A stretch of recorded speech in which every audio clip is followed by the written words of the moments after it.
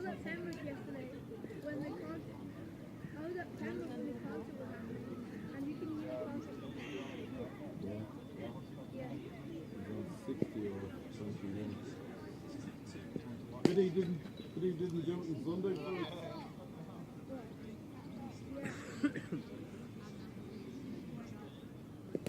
Yeah. Oh, that could be.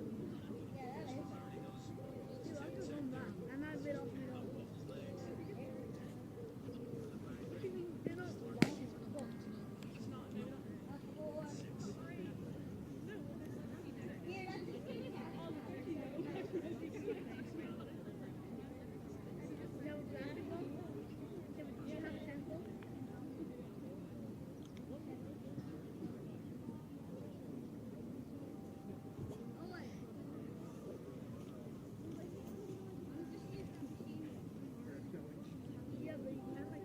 Did you go to the shop? Yeah, I went and got a drink. It's actually parched. I came home and I was like, oh, I'll put on the Interpro for a bit. Fell straight asleep. Did you? You weren't doing much work today, though. I did a lot. So I was kind of stressed about it. Oh, be there for the last 2 days of the week. There's fights as well about fucking the youth registration. Oh yeah, that's kind of hard sorted now. Not the list, the players, but like, I think they're all registered. We can start putting in. People don't realise it.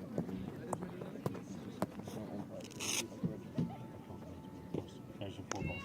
Oh, thank you. Come on, Sarah! Well, one red for 1, 2 okay. And 1 goal. Come on, Conrad! Yeah, Donation?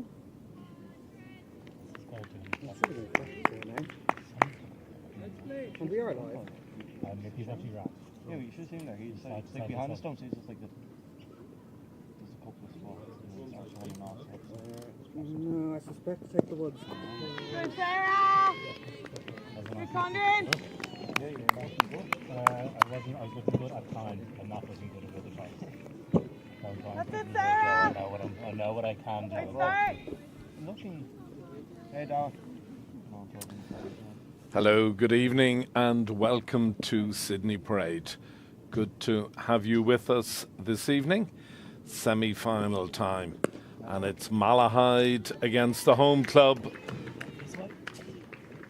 Pembroke, and that is the first boundary of the evening. Boundary coming to Claire Shillington. A loose delivery on the part of Condren, and Shillington has no difficulty in dispatching that for 4. Come on, Sarah!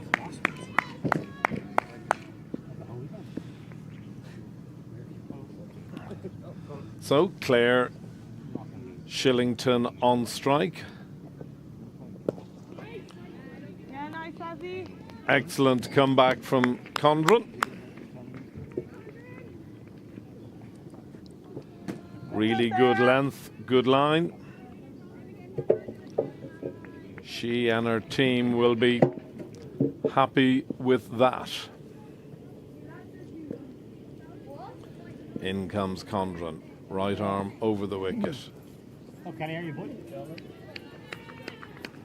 Shillington down on one knee and dispatches the second boundary of the evening. Really good shot this. Keeping a very... Come on here, Sarah! Again, it's a loose delivery on the part of Condren though. It's one which just says hit me.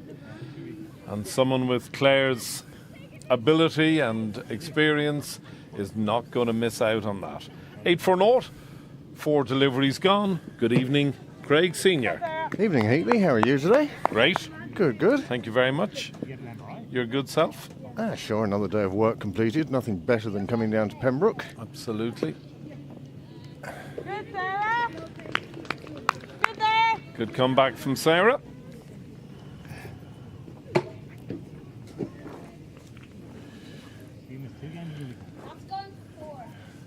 on, Sarah!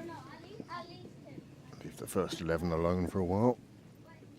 Oh my goodness, Stephen Little is down. Haven't seen him down here for a while. Josh was playing today in the Interprovincials up in Breedy. And doing very well, I think. I didn't get to watch a huge amount, although the judge did say to me, "You can leave that on, Craig. Nobody else can see it." I said, "Judge, you can see it. That would worry me." So I sort of flipped in and out between cases. Yeah. And so that concludes the first over. Over 1 has been bowled. Pembroke moving on very nicely with 2 boundaries, 8 without loss. Claire Shillington and the in-form Louise Little. She's been in fantastic nick this season, Craig. She has, certainly for Pembroke.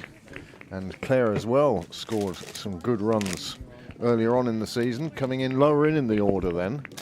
But I think Sarah Forbes just a little bit out of form at the moment, both for Pembroke and her Super Series team. She's struggled a bit there. So Brophy now from the St John's end.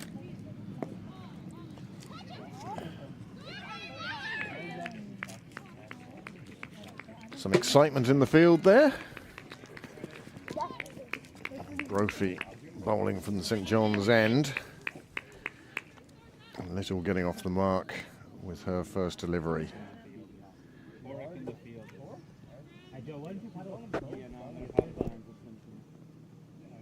Sarah Brophy. So yes, Pembroke will be looking for a good big score here. They lost the toss. Malahide decided to field first. I was a little bit surprised at that. Cup games, it was always drilled into us that score on the door in a cup game is the important one to be. And Pembroke with, in the previous round of this competition, was seen through to the semi-final by the Littles. Lou scored 64 and Hannah took a fifer. That's a nicely taken run, just dropped in on the leg side in front of the fielder, but they covered the 22 yards before the fielder could. Yep, very good cricket all round, and you're a man after my own heart. Win the toss, Win the big toss cup and match, bat, and when you've batted, you bat again. And if you have any doubts, go and ask your teammates and bat first. I mean, that was how it was drilled into us when we were young. Now I know cricket has changed. I'm but afraid you and I come from the same school, yeah, Craig. Maybe it's we're just maybe dinosaurs. Maybe we're dinosaurs. Maybe we're old-fashioned. I don't know what we are, but No. anyway, that's what. And every time I hear this discussion, I can't help but think of the great Ian Lewis, a former great for my old club, and he was with you. Bat, bat, bat, bat, and Wow, bat. there's a beautiful shot. It was loose, it was a full toss, and she has judged that to perfection, and it has gone all the way down to Michael Sharp corner and bounced 2 foot over the line. But yes, for you it was Ian Lewis, for me it was Michael Sharp. You know, giants is the game, Yeah. and they would just drill it into you. Oh, absolutely. Bowl at the stumps, he misses, you hit, and stuff like that. But after all these years, it possibly makes even more sense now, Craig. So This one lifted round the corner. It will bounce in front of the fielder, but shot. it'll just be a single. And also to mention that down in the club tonight, there is a big collection of cricket gear from Lou Little and Orla Prendergast, and I think Sarah Forbes as well. And they're selling those shirts in aid of, I think it's the Irish Heart Foundation. oh, okay. Thank you, Niall. I knew Niall would know that. It's the most expensive shirt I've bought in a long time, but happy to hand it over. Yep, Yeah. absolutely. Couldn't get a better cause, and I came away with a gilet, a shirt, tracksuit bottoms, and a cap. So I spread the cost now. But you're quite right. It's where it's going that's the important thing, and fair play to the girls for. I'm sure they're just tidying up the amount of gear that the players at the very top get. The sponsor change, series change, shirt manufacturer change. I hate to tell you what gear has been in our house Oh, I can. for a number of years. I can only imagine. You have no idea. Yeah. But again, But I'm a always little keep- sale like that. Yeah, wonderful. It's just great. It's a fabulous way of Yeah. raising money. Couldn't agree with you more. It's lovely. I also thought that the youth section might do something similar. Not so much a shirt sale, but just if your kid has grown out of gear, bring it down and let somebody else use it. Rather than it Good shot. taking time in a cupboard forever. Yep. All right, you are. Good shot by Lulu or Louise Little. Never quite sure how to address. I've Louise spoken to her and- about it, and she doesn't seem to hold a firm view. I think she answers to Lulu, Lou, Louise. Yeah, yeah. And I see Mum and Dad Little on the wall there.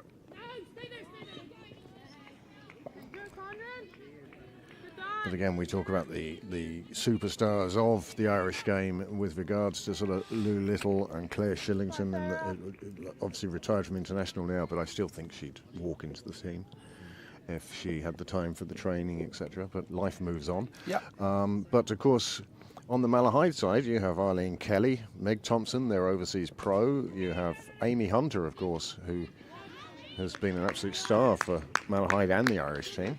So this isn't an easy game by any stretch of the imagination. Oh, far from it. Be, Far from it.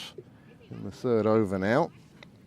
I was really looking forward to this all day today because you've mentioned some of the star names there, and Kelly.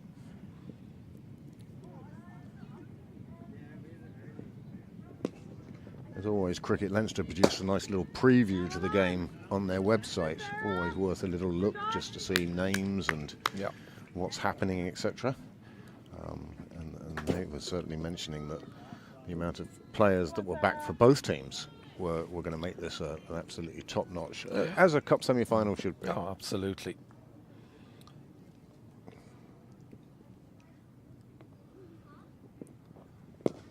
That's a cracking shot. Beautifully hit. But also beautifully fielded. Now that, Great full-length dive, one that hand. is first-class cricket. Look at that. That is. Because that was, as you said, pinged.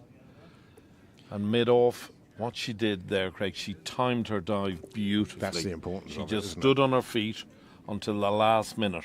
Yeah, and that's the important bit, really, is you see guys who dive over the ball, or you see people who dive too late and it's got past them before, but that was absolutely spot on. And it's not just the diving for the ball, because players of my ability, you can dive for the ball and get your body behind it, and you've stopped it anyway, and everyone says, oh, well fielded. But that was straight into the hand, and if a run had been taken, it was ready for the quick throw back. A maiden there for Malahide. Oh, maybe not. 22 on the board now. I think there was one off the over. Oh, that's surely a no ball, I would have thought. Yeah, both umpires signalling at the same time. Well, not the start you'd want. No. And not the woman you'd like to bowl to. Shillington goes long. It clears the fielder and will make the fence. It wasn't too far away from her hand, No, but it was- free hit. That was Little, I think. Maybe I'm wrong. I think that's Claire. No, long hair, I think. I recognise that. Yeah, Yeah, that's Lou taking advantage of that free hit. yeah. 17 off 12 now. That's some intent, isn't it?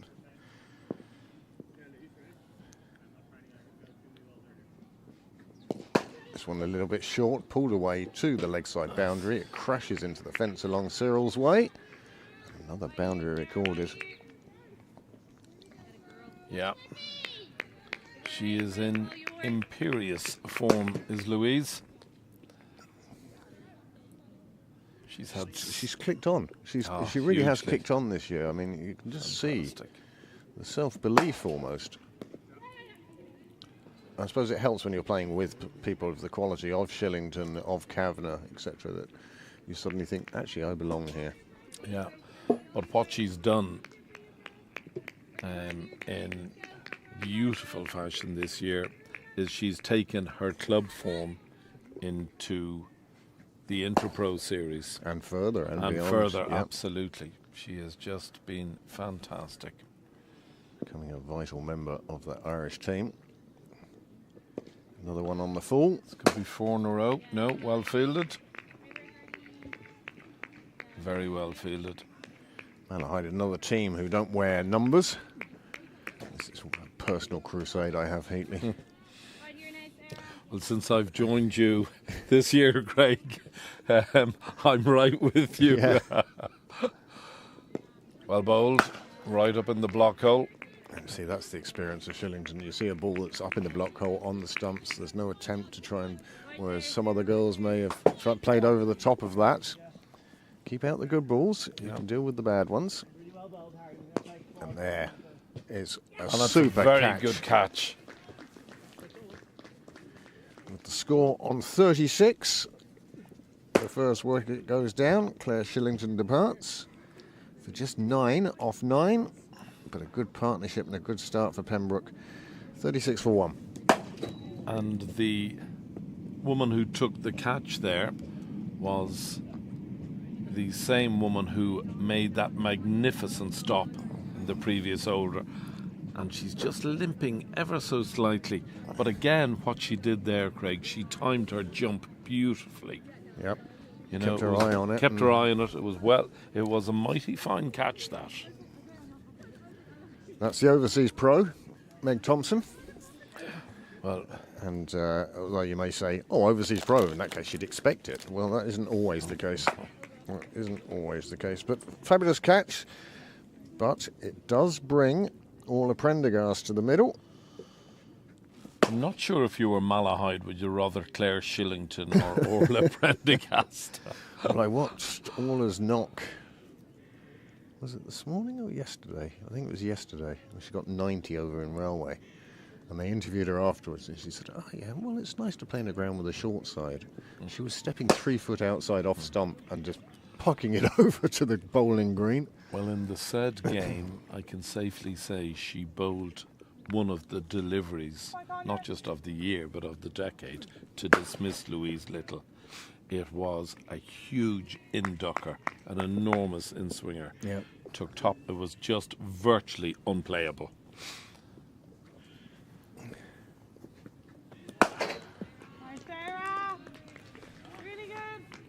Well, 36 for 1 after 4. Pembroke will be happy enough with a run rate over 8, close to 9. Yeah, really good comeback this by Sarah Condren. She got hit for 2 fours in her first over and has come back strong ever since. She's been really impressive. Big appeal by Amy Hunter. The umpire not interested on this occasion. That's another thing that, because I was watching Super Series so much over the last couple of years, the development of Amy as a keeper, where before it was almost round peg, square hole, but now she's just easing her way into it. She really has picked it up. Oh, she is a class so cricketer. Well. Yep. A class cricketer. And devoted to it as well. Yeah. This one played away on the offside. They will get through for a single. Yeah. When the retirement of Kavanagh and Waldron at pretty much the same time, it could have left an awful space there, but Amy has really stepped forward and made that role her own. That and opening, I mean, we always thought it was tough when Alex Stewart did it. And particularly, you know, in 50 over stuff, you know, and a lot of the women's cricket is played in Asia, where you're, you know, fielding in. It's a good shot, lovely shot, just lent into it, opened the face of the bat, runs it down to wide third. Another single to the total. Prendergast gets off the mark. She'll be happy with that.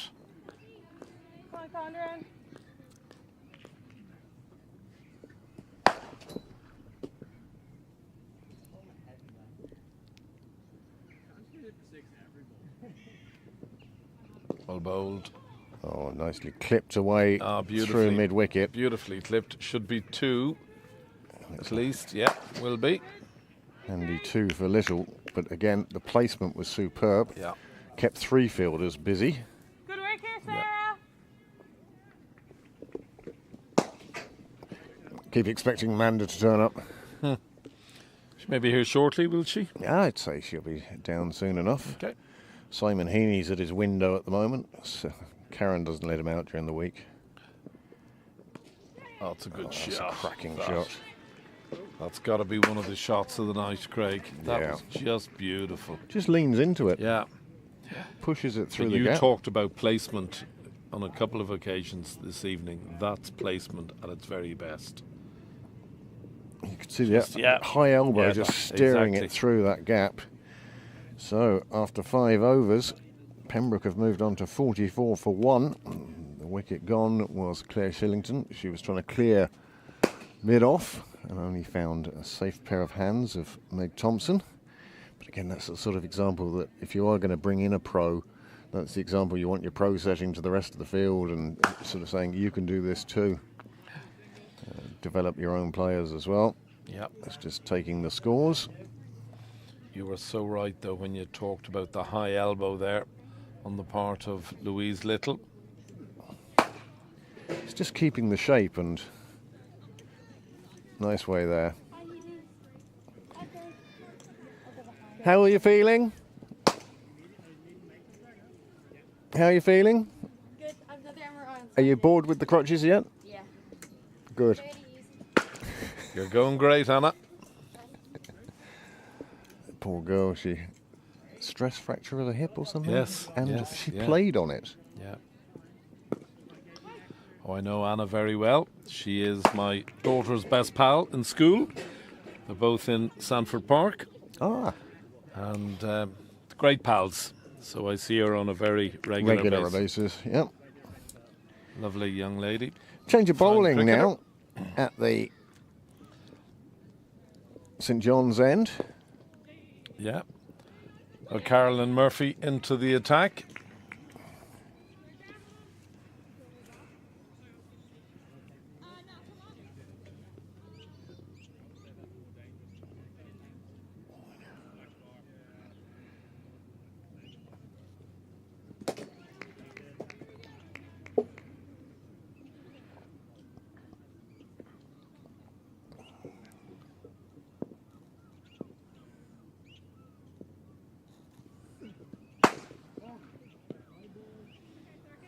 Oh, not quite what they want.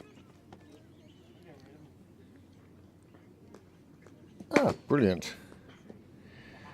Possibly taking out the frustration he had after Sunday. Tim Tector on 81 for the Leinster Lightning. They've just won.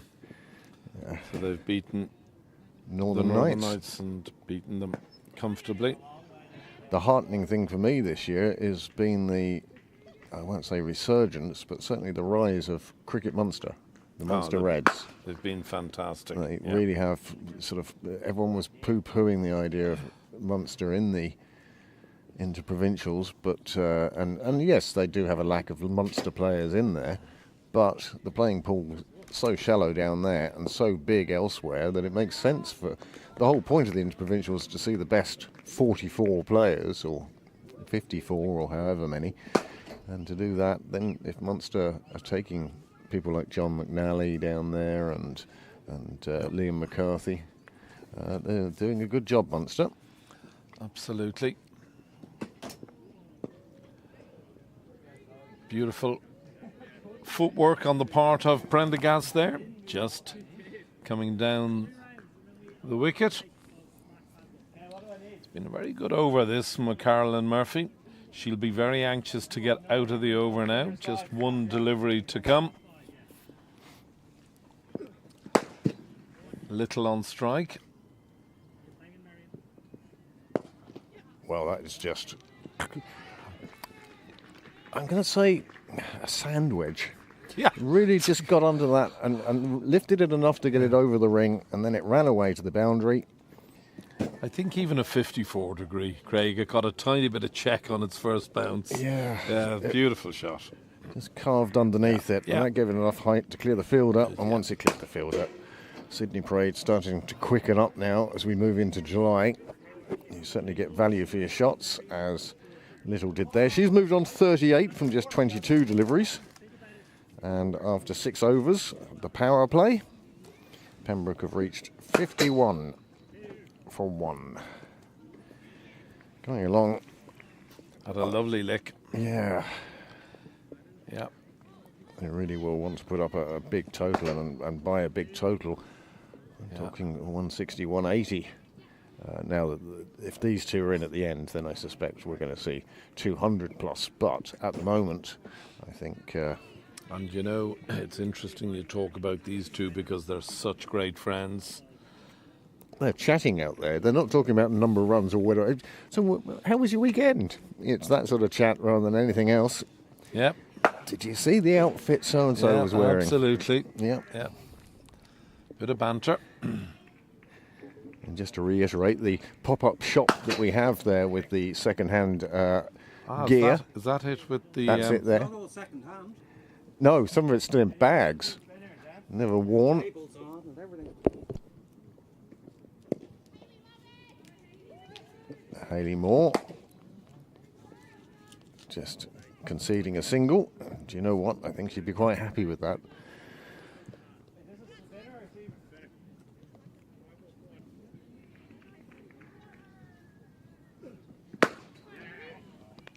This represents a double change for Malahide.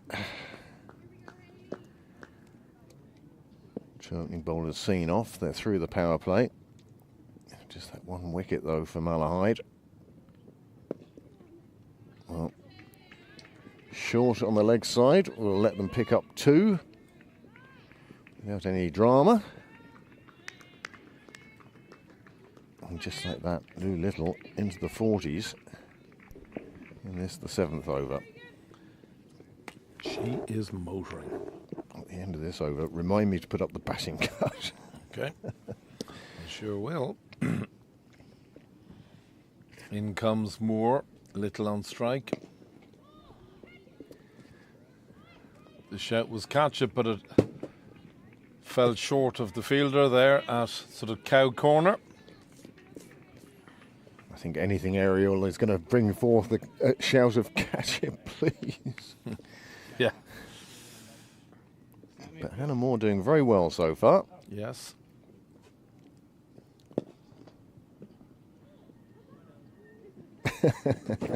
Good appeal. Well, if you've got a hand to it, then it's always one here. that can almost catch you out. Let's just keep an eye on Louise here. She does come down. Tight.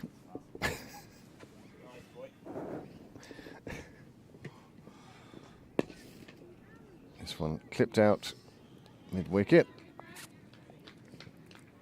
Another single taken. This has been a very tidy over from Moore. Yeah, Moore has hit her straps immediately. But again, one of the noticeable factors has been ball number 6 in most overs thus far. Here it comes on this occasion. Well, that's going to race away to the boundary. It was loose and it was down the leg side, and she got bat on it, and that managed to steer it past the fielder.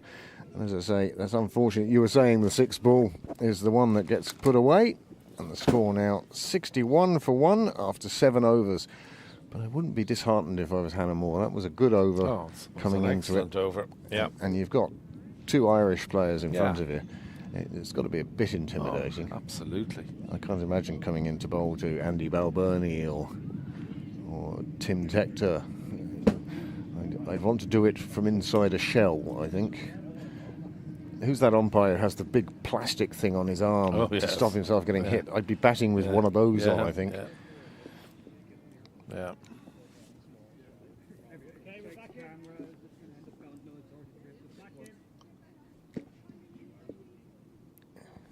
A few changes in the field here. I have to say, the Malahide colours are one of my favourite colours in Leinster. I think they're lovely. The yellow and black. Yeah, they're lovely. But the fading into black. Yeah, it's lovely. I do like the so style of that. I think it's lovely. There are plenty of clubs out there who do wear yellow. Railway Union wear canary yellow and green, and now that is a cricket shot. Well, the thing about it is, it doesn't look anything special. It was just a shot played out with timing and placement, and it races away to the boundary. If I'm trying to hit that shot, at least one of my shoulders is going to pop. But no, nice and easy for Prendergast. Prasanth suggesting that maybe Malahide should turn to spin at this stage. Well, the answer to that, Prasanth, is how much spin do Malahide have? I'm kind of surprised we haven't seen Arlene Kelly. Yeah, at this stage. If, You there's know, if she's there for the death. I wonder, maybe so. Because, of course, one of the most experienced bowlers in the country. Certainly has led the Irish attack on more than one occasion. And is certainly the sort of death bowler. She vastly experienced in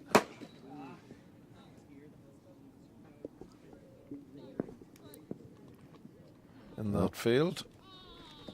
So mid-on just coming back to the boundary. Very straight as well. Very.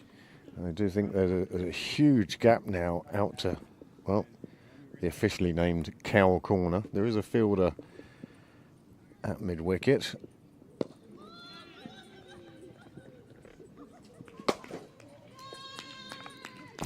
Isn't it great? I love it. Great to see the enthusiasm. Miss Robinson, how are you? Well, if I'd known you were listening, I certainly would have been talking to you. Great to see you. Yeah. I'll talk to you later, though. Nicely punched off the back foot. Just out to deep extra cover. It's just the single. Little moves on to 45 now. 46, I beg your pardon. Off a mere 27 deliveries. Prendergast 10 off 10. So both batters well set.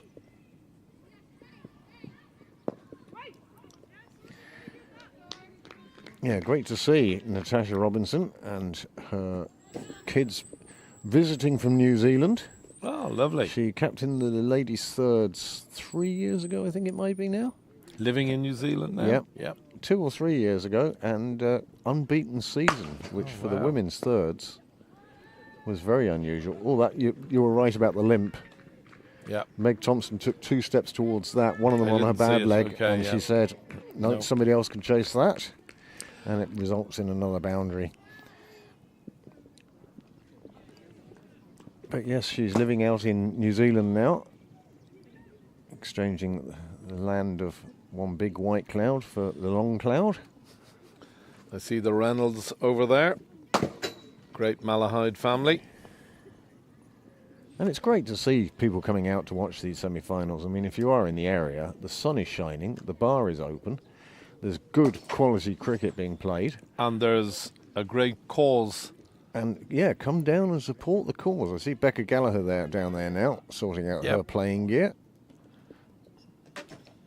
Oh, she's going for the big coat. She's going to try it on. Can't blame her. I nearly went for that coat. It was XL. Lovely. And I thought, oh, that's nice. Looks lovely and warm, doesn't it? Yeah, I went for the gilet instead. Okay. Means I can turn up without wearing British and Irish Lions all the time. Where do you get that from, Craig? Oh, I don't know. Jumble sale. You must be off shortly now. Monday week. Monday week, oh, you're nearly on Monday the countdown. Week. Oh, I am now.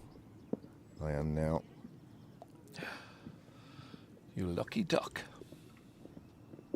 Oh, that's nicely pulled away on the leg side, and do well to stop that. You won't stop that. Again, placement par excellence. And that brings up Louise Little's 50. Mum and Dad Little, I see them on the wall over there.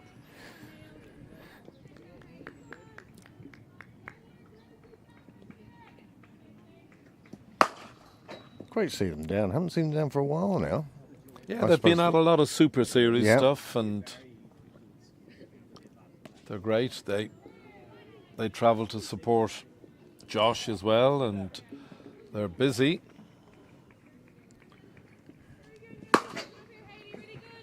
Yeah, having 3 internationals, like, well, you know pretty much what it's like.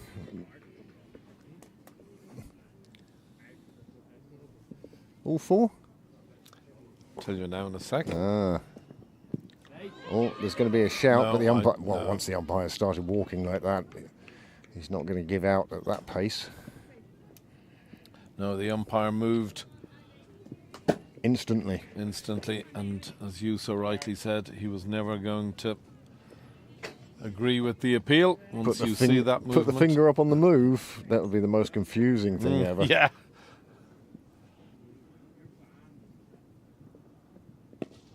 Well bowled. And you can see Thompson willing to get down to it still, but you can see she's got great troubles with mobility, and that's going to affect her batting as well. Oh, big time.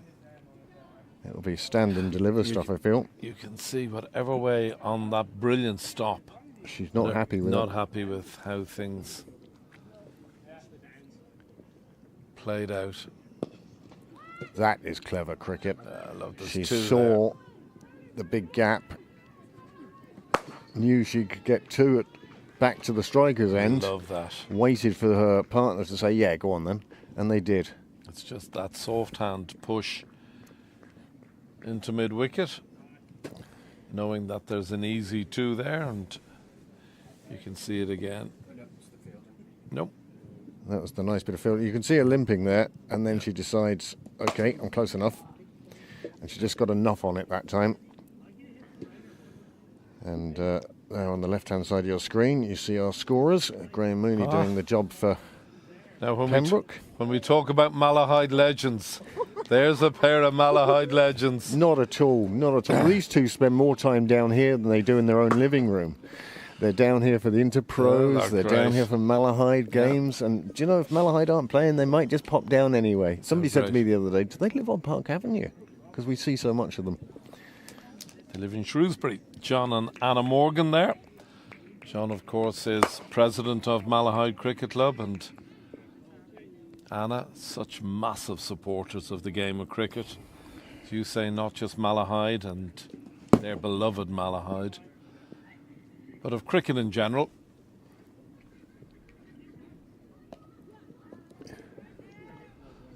Nicely played. Little getting just on top of the bounce, just cutting it out to deep extra for a single. Well, just to bring you up to date with the other semi-final, Marion are batting, and they are 88 for 2. Rebecca Stokell now batting with Leah Poole. Okay. And Tess Moritz bowling. So there's another all-star cast. Yep. Also vying for a place in the final on the 11th of July. No fielder out there, and another maximum for Prendergast. You just can't bowl there to Orla. She's too good a player. And again, there's nothing over-hitting. Look, the follow-throughs doesn't go.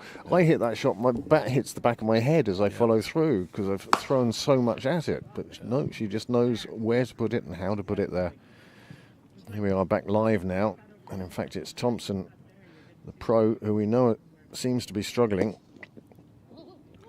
Oh, she's not going to be any happier now. And that's the leg that she wasn't happy with before. You can see it just looks stiff with every step. Yeah. I think something must have happened to her ankle, Craig. But she's certainly game to keep going and even to come on and bowl. Another one crashed away. And again, Prendergast actually just picked that gap. She saw she was taking on a full toss, and rather than trying to overhit it, she just placed it through the covers and it shot away to the boundary. Another 4 runs, and Pembroke now up to 91. This is the 4, is it not? The ball before. This is the one that came back at her. And you can see she's a bit sort of timid coming up to that, and then straight onto that shin bone. Oh, nasty. I mean, even if you weren't injured, that would have hurt.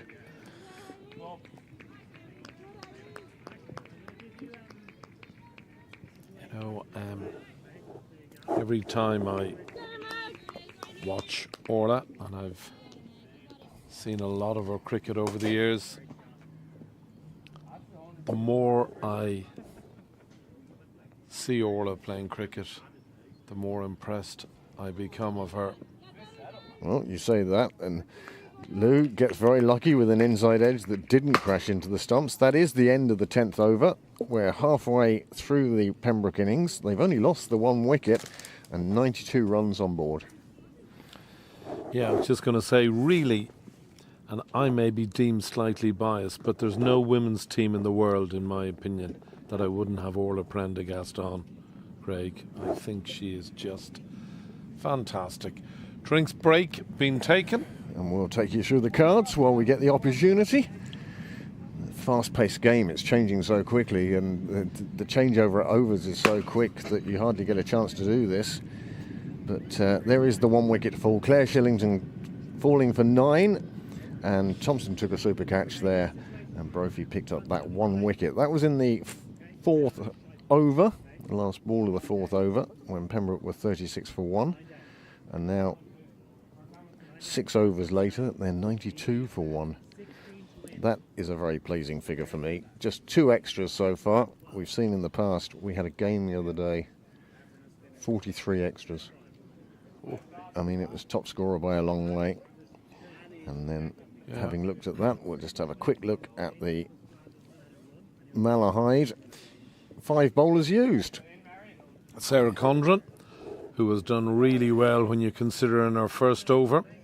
She went for, I think it was back-to-back boundaries. Yep. And looking at her figures, she came back like a steam train, just going for a mere 17 runs off her 3 overs. Excellent figures. And then everyone else really has suffered at the hands of these two. Once Brophy took that wicket, 1 for 27 from 2. Well, she took that in a second over and then made way for Saoirse O'Carroll Murphy. And the runs just keep coming for Pembroke. Just while they finish their drinks, we'll see just how big this partnership has been. There you go, 56 colossal, from 36. 36. It's colossal. And both facing 18 deliveries, and 1 on 28 and 1 on 27. You certainly can't say that it isn't an even partnership. Both contributing well. Yeah. Really wish we could get some photos onto those graphics rather than the photo fit. There we go.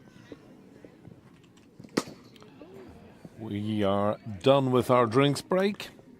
Louise Little on 53 of just 33 deliveries. Orla Prendergast on 28 of 18. Pembroke 92 for 1 at the halfway stage.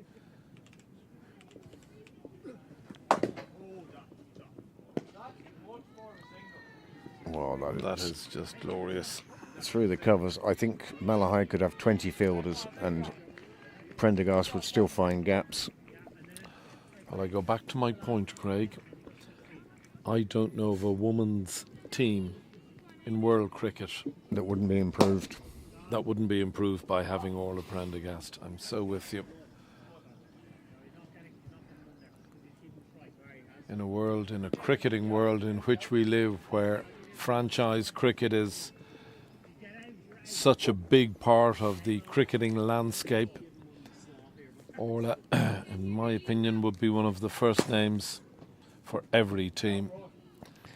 Just superb. And when you look at the Irish team now with Orla, Gabby Lewis, a world-class bat, Amy Hunter, Yep. world-class Well, this bat. one's in the air. There are players in the vicinity, but I they're think not it's going to in the be gap. close enough to it. And another 2 for Little. And that'll bring up 99 for Pembroke. Which kind of brings us to the moment of what do we think Pembroke will end up with? I'll give you my prediction. 1-9-3.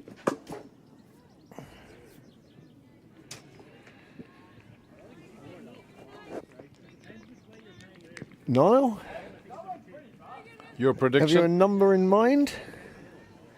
And if you're out there like Prasanth is, So let's go. 2, 3, 4. Ooh. which leaves me in the middle. I went with 220. Okay. You're on the low side with 193. So I should have gone low then as well. I'm not sure whether I'd call 193 low in a 20 over game. You're saying they're going to get 10 and over, and we're saying, no, that's not enough. Well, again, it all rides really on who stays in the middle. But when you look who's to come as well, Yeah.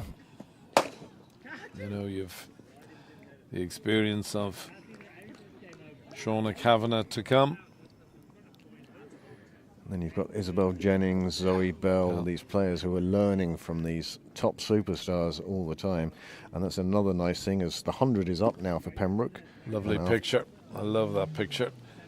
The 101. two batters in the middle there. Two great friends. Having a chat. Having a giggle. And gonna have a punch. There we go. Yeah. The punch has just sort of taken over from the high five or the shake of the hand. I like it. It means you don't have to remove the glove. It's Yeah, just exactly. a touch. Just a little punch touch.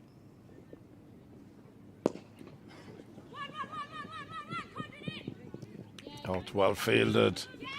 Gathered beautifully. That's a tremendous bit of fielding. It's Run one of saved. the. I don't know whether it's unique to the women's game, but when that was hit out, the shout is Condren in. Yeah. It's always surname first. And I don't know whether the same applies in the men's game. Wow. Oh, that's enormous. That is enormous. Another maximum.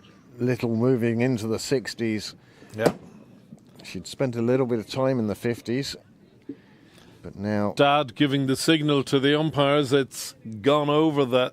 Oh, Dad is up on the bench. it's not the. Well, we're going to have to get another ball. Out comes There a we bag. go. There's the signal. Yeah. Score moves Here's on the to magic. 108. The magic bag of balls. Out it comes. The umpires will be looking for a ball that's sort of halfway through its. Do you go for one that's 10 overs old, or do you go for one that is 108 runs old? Because I suspect there are days when those two are very different. Absolutely. Claire Shillington bringing out another one. No, there's Suggested. some of the dignitaries of Irish cricket, Camilla and Ginger O'Brien, making their way down the wall. Well, wanting to get the most out of the heat, no doubt. Yeah, dead right. Crossed Park Avenue.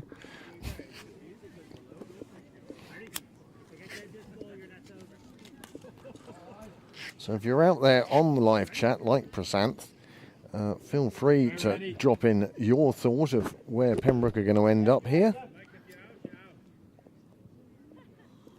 The two catchers as well.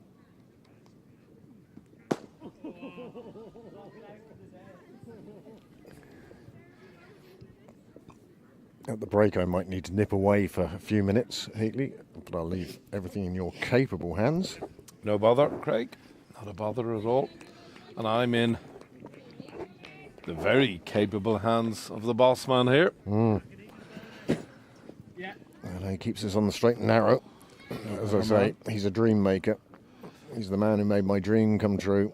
My mother used to catch me using reel-to-reel recorders to commentate on Formula One races that I held with dinky toys in my bedroom. So when Niall set this up, little Craig got very excited, and I've loved it ever since. You'd have to for the amount of time we're down here. You also love it because you're mighty good at it as well. So. It's a good delivery. That's better from Thompson. It's well played by Little. 9 runs added to the total in this over so far. And the noise in the field, it never goes away in women's cricket. They're it's always great. so good about encouraging each other and everything. Terrific. But it has gone quieter. That's through the gap. Precision at its finest.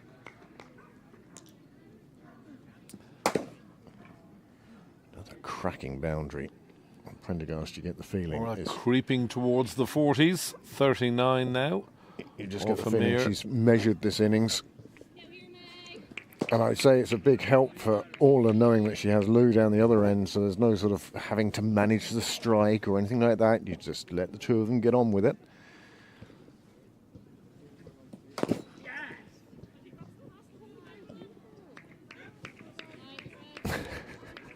They're sharing jokes as they pass each other on the run. There's obviously a comment made there of, no, there's not a two, will you stop?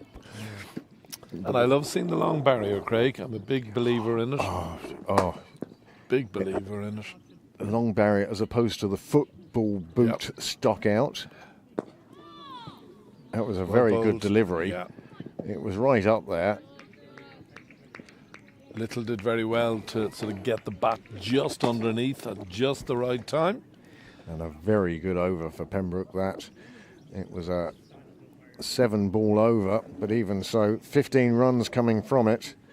And these two have now put on 80 in just 8 overs. Yeah, it's been colossal. Prendergast now on 40, Little on 64. Must have a look at the worm, because that must be quite vertigo-inducing with the way it's going to go up at the moment. Lovely to see two of the premier bats in the country. Doing so well. Yeah. And the Because Irish women's, there wouldn't be stuff that you'd call, oh, the fireworks are going here, and yet they're going along at nearly 10 and over. well, I think the thing that has struck me most tonight is the ability of both women to find the gaps. Oh. It's what they've done with consummate ease, really.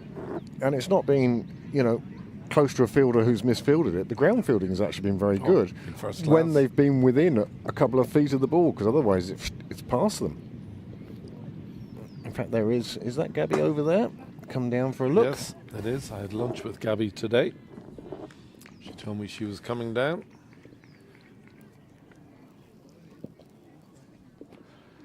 These two semi-finals, of course, meaning half the Premier League. So the captain is one of the spectators, and the vice captain of the national side is one of the partakers.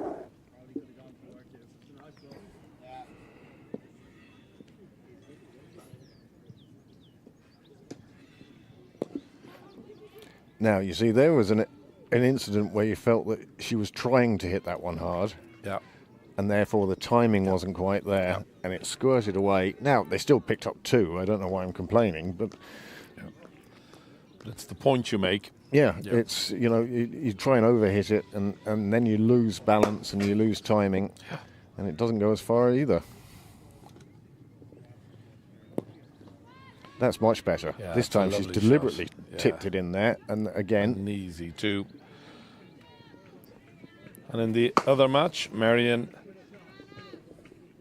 going along very nicely indeed. 125 for the loss of 2 wickets. Leah Paul on 45 not out off just 22 deliveries, so virtually at a 200 strike rate.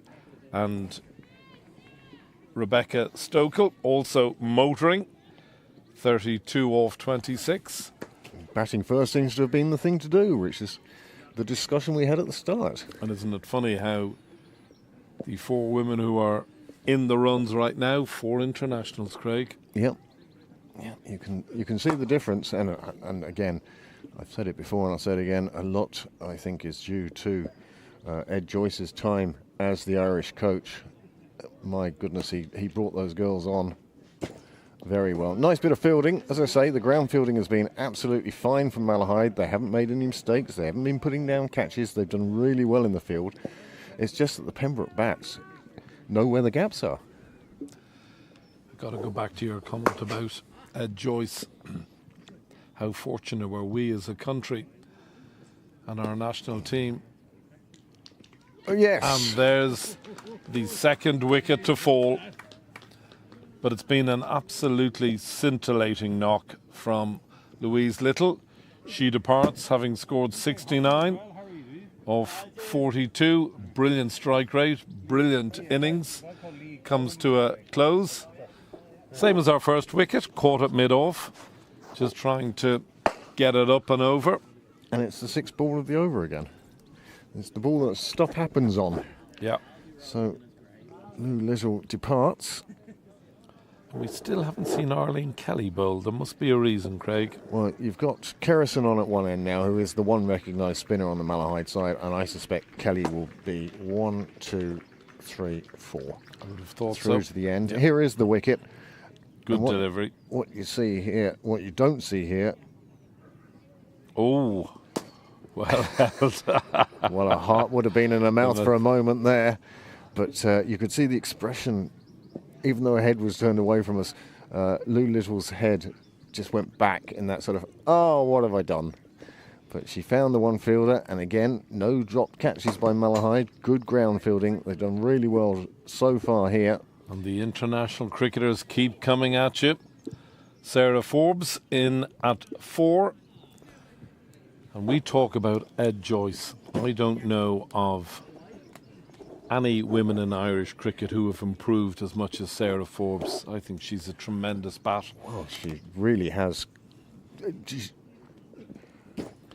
I'm not going to say invigorated, but she was energised, I think, with Ed. And it certainly showed in how she went from being a club player almost straight through the Super Series to the international side. Her rise was that abrupt. And she was given, when Amy was injured, the difficult task of opening, and boy did she make her mark. Yep. Terrific cricketer, Sarah Forbes. And if James and Caroline are watching this evening, I'll say hello to them both. Another great cricketing family. Thompson is in a lot of pain now. She has bowled 2 overs. I don't think we're going to see her bowl another one. Live scoring slightly behind at the moment. 122 for 2.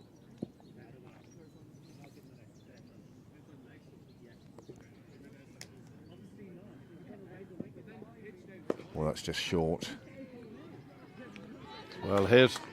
Nice one for Forbes to get early on in her innings. She'll feel better for that. It'll give her a bit of freedom, as much as batting with Orla Prendergast would give you freedom.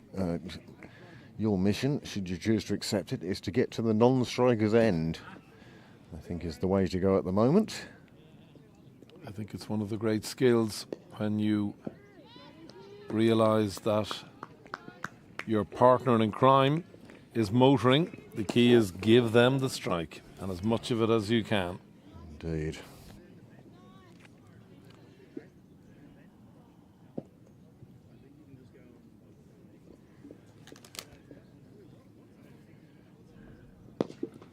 Oh, that's a gorgeous shot. That is an absolute thing of beauty. Again, just lifted down the ground. You wouldn't say hit or I'm nearly barreled. going to nominate that as shot of the evening. Just look at this, Craig. This is, as I said, a thing. Look at her head. Skips down, Oh, beautiful. absolutely still, and then just not over hitting it. You see with the follow through, it was just lifting it down the end. 6 more runs, 130 up for Pembroke now.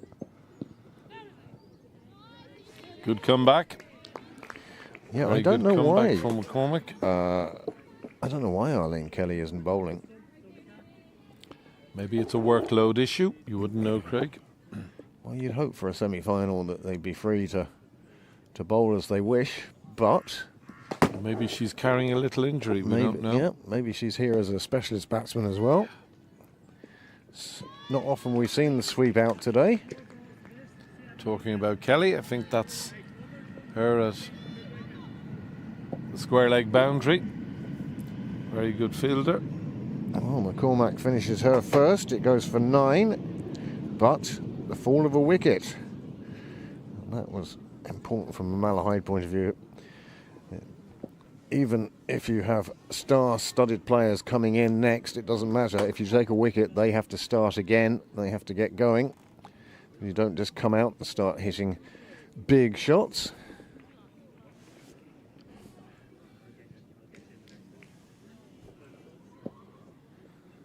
So yeah, I managed to pick up a Trinidad Knight Riders cap. Oh, lovely. Which I'll get out of the car for you. Lovely.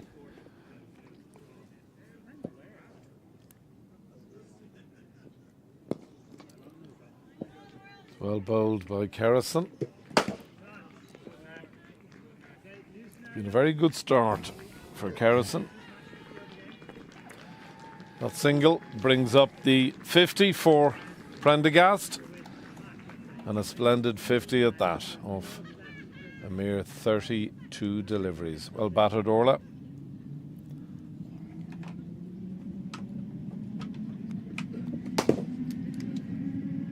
Two half centuries in a 20-over game generally means you are going to put up a good score, and it certainly looks like that at the moment. 1-3-2 for 2 in this, the 15th. You get the feeling for the last few overs that these bats may, well, change of field. Start looking for the rope a bit more. Third man moving to relatively short mid-wicket there. You do get the feeling, though, that it's fielders in front of the bat you need. Nicely played by Forbes. Again, doing the right thing. Yep. Doing the right thing. Putting it round the corner, giving Prendergast the chance to get through for the single and face again.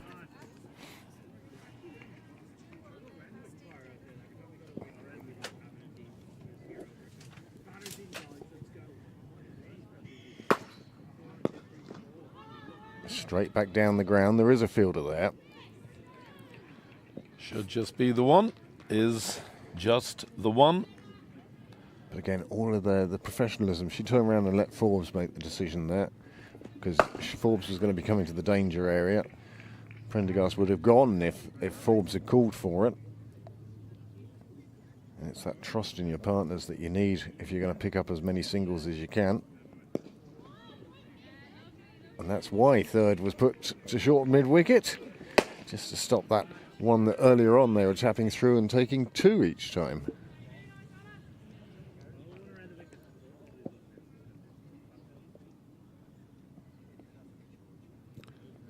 Is that another international cricketer I see? Is that Georgina Dempsey?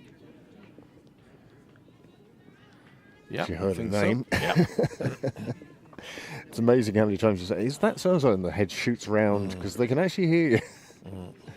Now, Natasha turned up wearing headphones. She was listening to us on her way down here.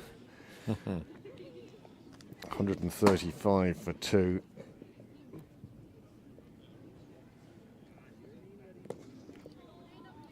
Shot. Okay, lovely shot. Just picks up the single, though. And that ends the 15th over. 136 for 2. I hate to tell you, I'm feeling confident of my 193. Yeah, I think. Yeah. Yeah. There's a long way to go yet, mind you. 30 balls remaining. Remember, as has been said by Craig earlier this evening, Malahide won the toss and elected to chase.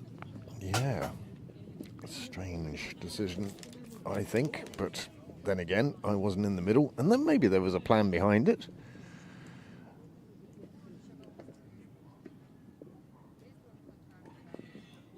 And she's got her. Big swing. Means that Prendergast departs. And you would have to say, well done, McCormick, because she bowled a very good first over. And she kept it up there. Yeah, a little unlucky to even go for 9 in her first over. And she gets her just reward. She gets the huge wicket, the much valued wicket of Orla Prendergast, who, of course, gets a great round of applause as she makes her way off the field of play. Little unlucky. Bat onto foot, onto wicket. Well, first wicket for McCormack. She'll be delighted with that. But I don't think Orla Prendergast will be overly upset. Absolutely not.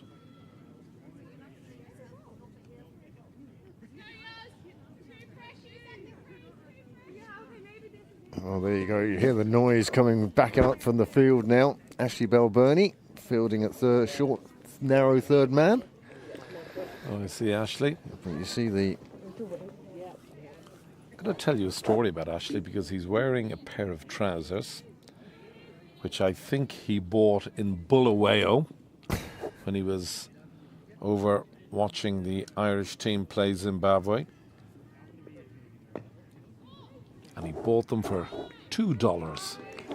And they are both classy and cool. As is Ashley, a classy and cool character. He certainly is, isn't he? Well, all the partnerships, 36, 86 and 14. I've seen Pembroke reach 136. Really good over this from McCormack. Shauna Kavanagh is joining Sarah Forbes now. The third wicket down. Malahide showing the importance of persisting. Oh, absolutely. Just keep trying. Absolutely. Short. Kavanagh swinging round on that one.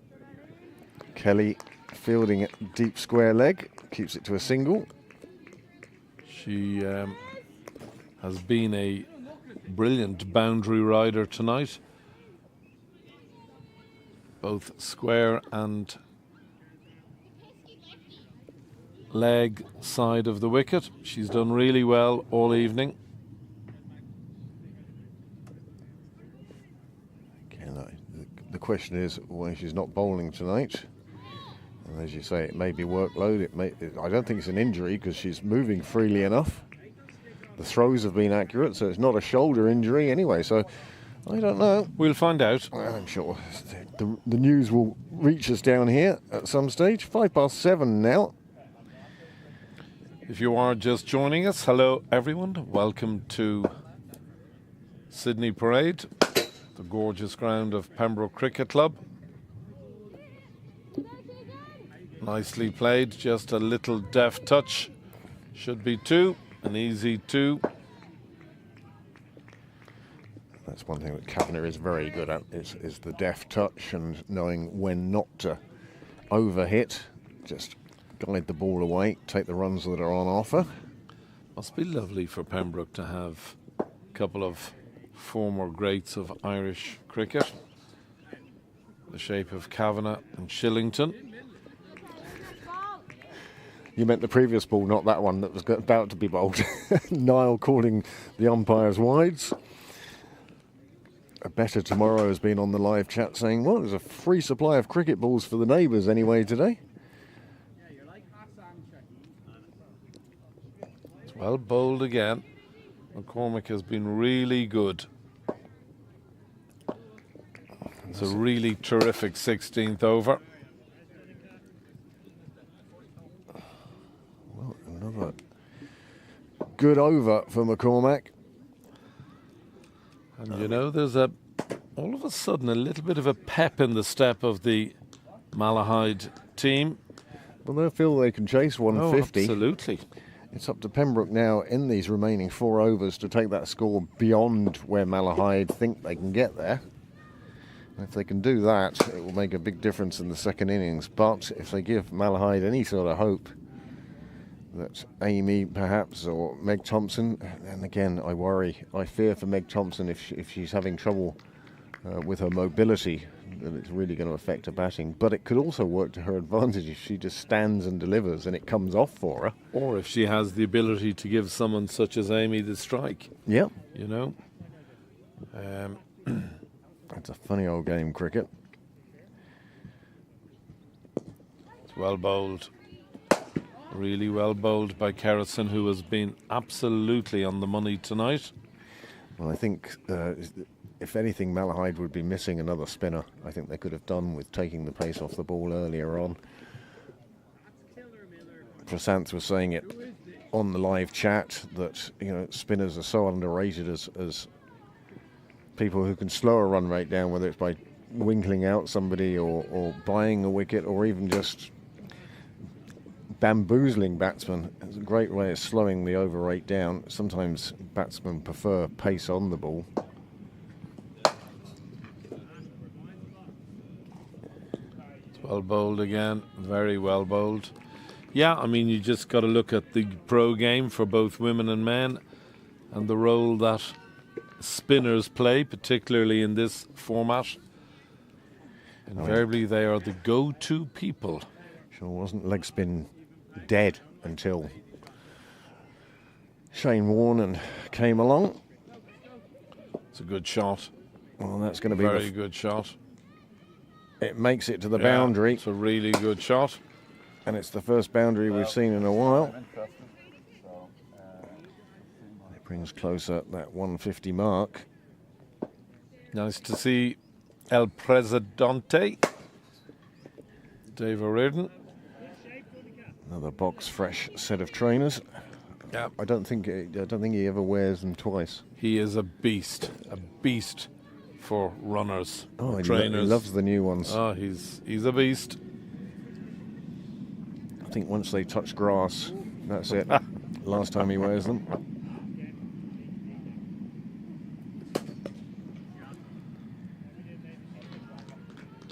Nicely played again.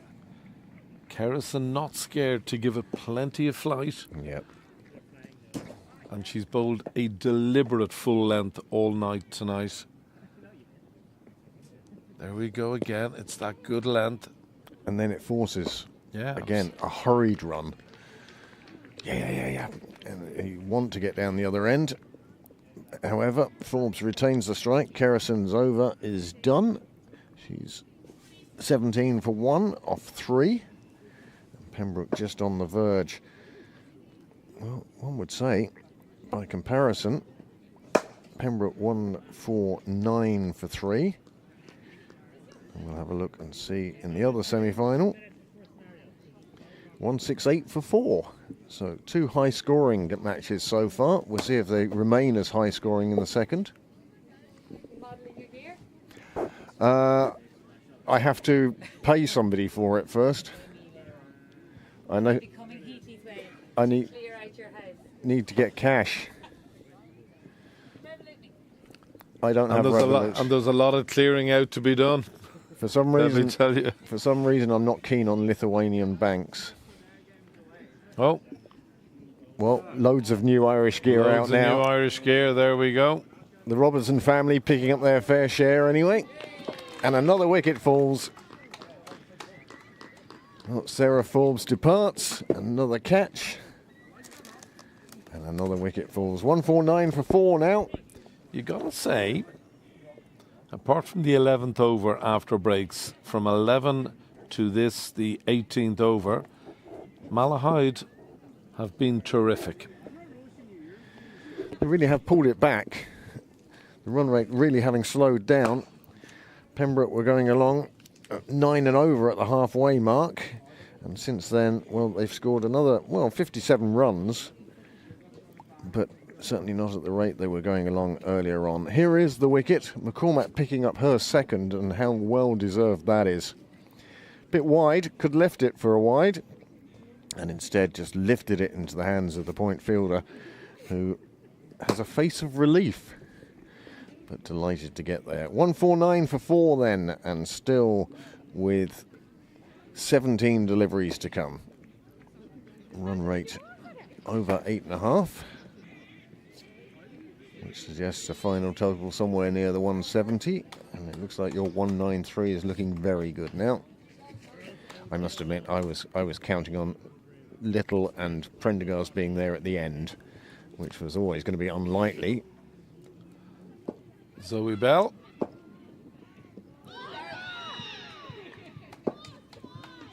Well, the appeal, I don't know if it was an honest appeal or whether it's an appeal that just sort of said, well done for hitting the stumps. It's one of those sort of congratulatory ones. We'll have a little look now. It does bring up the 150. Played away. Oh, Safely in. Well then.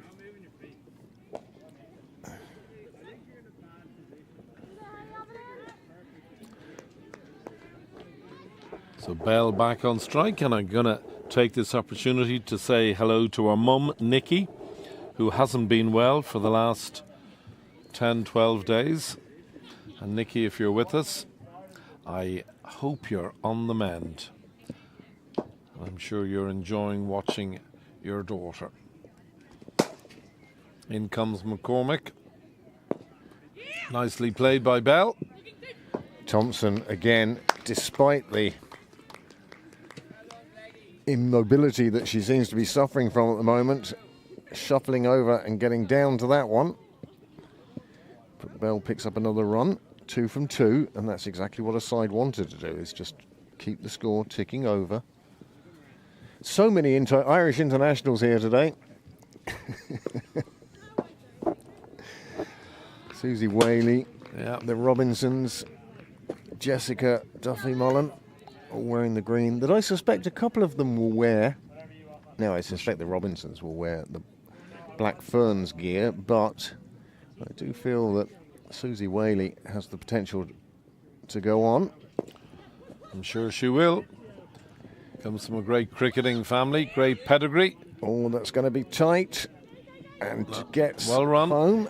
Well run by Bell. 2 more onto the total. It's the end of the 18th. The score has moved on to 154 for 4. And I'm delighted to see the chair of selectors. I see Ciara O'Brien here tonight with Mum and Dad. Yes. Yes, had a good win against our thirds in the Cup. Our thirds play Railways firsts. And of course, if you've got a first team in Division 3, you know that you've got a couple of very good players at the top who perhaps help the rest along. And Railway went through on that one quite handily. Pembroke now 154 for 4 with 12 balls remaining. And Kerrison now to finish her spell, and why wouldn't she? She's bowled so well and has helped be part of this dragging back of Pembroke. She's gone for less than a run of ball so far. Yeah, she has been absolutely fantastic. Just moving her mid-wicket slightly deeper, pushing her onto the edge of the circle.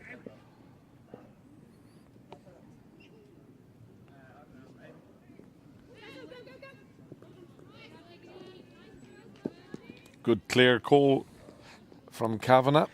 Yeah, it was clear, but I don't like the call go, go, go. It's always that sort of no, go, no. I get your point. It's a good point too. We were taught yes, no, wait. Oh, Nicely played. mine were yes, no, wait, and sorry. Sure you didn't have to use sorry too often. Usually if there's a run out, I've run myself out, going for something silly. That's a nice shot from Nicely Bell. played by Bell. Round the corner, there is a fielder after it. She will stop it inside the fence, but won't stop them picking up 2. Kavanagh looks at a possible third, decides against it. And this is another good over for Pembroke. Perhaps without the violence of some of the early overs. But again, it's just about getting that board ticking again after they've lost 3 wickets in the last 5 overs. Here's a chance. It gets past Thompson on this occasion, and Bell reaches the cover boundary and picks up another 4. She's now moved on to 9 off 5, and that's exactly what you want from your number 6 coming in at the final overs. Getting the strike back to your main, the batsman who's been there the longest, but also taking advantage of any opportunities, and Thompson's immobility there, just leaving her half a step short. 4 and out. But as you say, a really useful knock by Bell. Doing exactly what was required.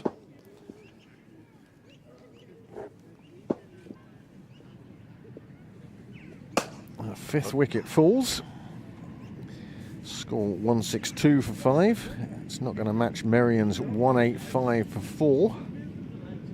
And they've still 2.5 overs left there. So Balbriggan a little bit to the sword in that second semi-final. As you see the umpire giving what was one of the easier decisions, I think, even looking at it from behind like this. Zoe Bell departs, having made a splendid 9 runs. 9 from 6, striking at Yep. 150, Yeah, and in that's fact a great. better strike rate than her captain. Yep. Here it is again.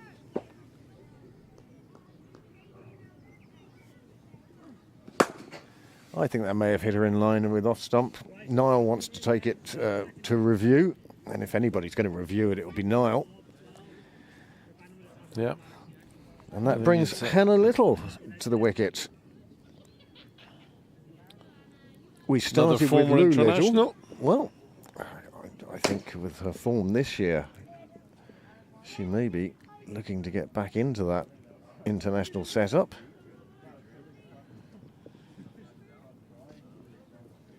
She's immediately off the mark. Another tremendous cricketer is Hannah. Kelleher. That will What a be. keeper he is. Well, my view at the moment is what a hooker he is. Absolutely, yeah. Yeah. How we look at these different things. And so, 163 for 5. Pembroke with just the 6 deliveries remaining. And not surprisingly, McCormick will bowl the last. She's bowled a really beautiful spell here tonight. Well, she has 1, 2, 3, 4, 5, 6, 7 bowlers used by the Hills. We had a situation Malahide. by Malahide, sorry. We had a situation the other day where in the 11th over, a team had used 9 different bowlers. Wow. Yeah. Wow. It really were throwing it around, and then it was waiting Never heard to of that see, before. waiting to see if the wicketkeeper was going to take her pads off. So in comes McCormick. Hannah Little on strike. Well run by Kavanagh. It's just a leg by. Little looking to turn it around the corner. Well, it goes to show we're better off as commentators than pundits. With our, you're 30 away. Yeah. I'm 50 away. Niall is in a different county. That's Wow. a great shot. That is a fantastic shot by Kavanagh. Everybody taken by surprise there. Picks up 2 for it. Yeah, terrific shot though. It was the intent. Beautifully executed. Such a difficult shot to play, particularly when there's not that much pace on the ball, Craig. Yeah. You're having to add the pace. Absolutely. That's the secret. That shot that when Stokes played that shot at Headingley, he fell over because he'd had to put so much into it. Should just be the one. Well, there will only be one to Kelly down there. She's Yeah. done super work in Michael Sharp corner. And now just 3 balls remaining. Pembroke could be looking to get past the 170 mark. How they'd love a boundary here. It could be a second as well. There is a second. This is That's where it gets a little bit frantic. Yeah. And Amy Hunter doing exactly the right thing, closing her hands around the ball and not Malahide letting it go also anywhere. did the right thing. Dead Yep. right to have a go at this stage.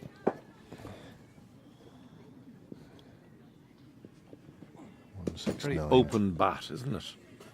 It's almost like she's deliberately looking to play it out on that offside. It's a good shot by Hannah. And again, Malahide doing exactly the right thing there. The ball was hit. There was a single there. So don't go chasing the run out because you could end up with overthrows like we did in the last delivery.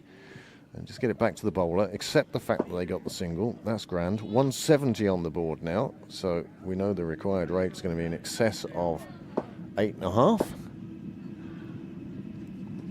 And 8.5 always possible, but it's Wide 8.5 delivery. for 20 overs. That's the tricky part. And it psychologically gets into your head as well that we didn't get 8. I'm going to have to get 10 this over to catch up, and it's not how it should be at all. You'd have to say a lot will fall on the shoulders of Hunter and Kelly. Kavanagh sweeps again to Kelly. Kelly has been so good there all night. And that concludes the Pembroke innings. Pembroke scoring 172 for the loss of 5 wickets. Very good knock by Shauna Kavanagh at the end. Also from Hannah Little. Both did exceptionally well. Here's the batting card. Claire Shillington departed, having scored 9 of 10.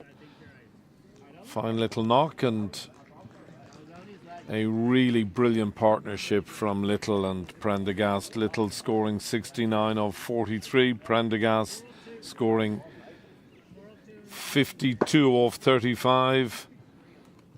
And a brilliant 86 runs between the pair of them. Sarah Forbes coming in at 4 and scoring 9 of 10. Shauna Kavanagh 11 not out.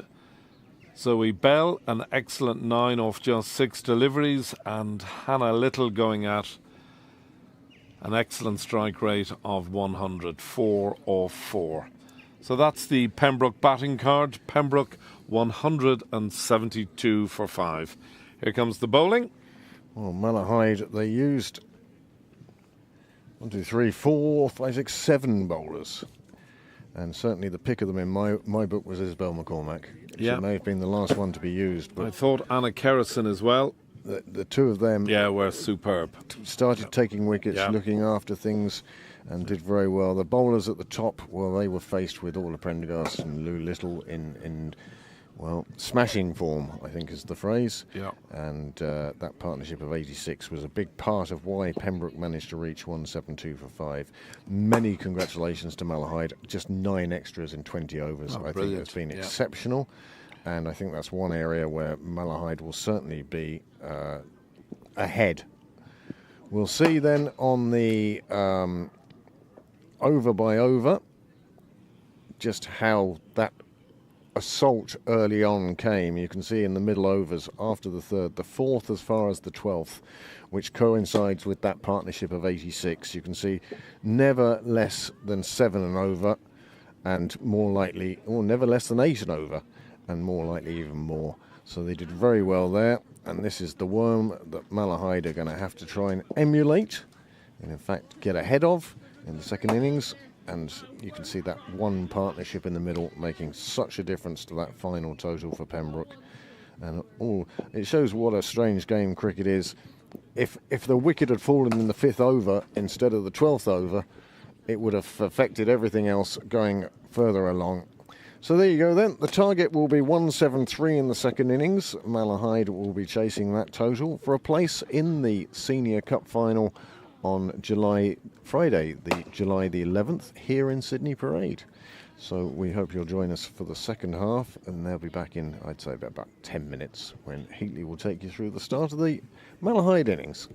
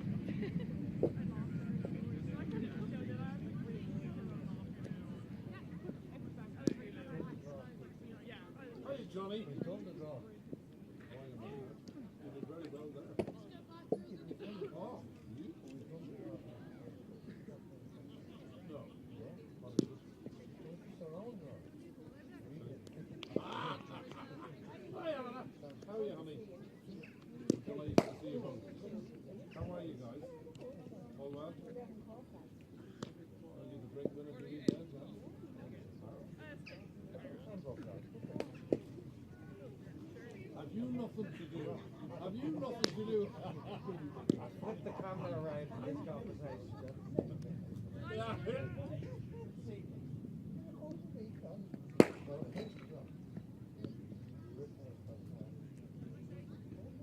How's the shoulder feel?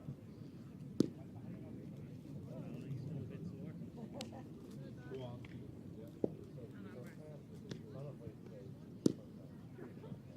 Thank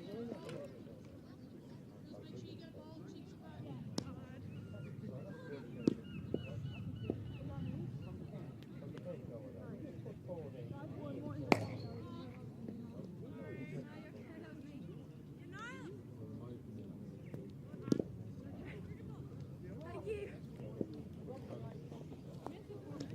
I missed it. It was really sad. Yes, Georgia.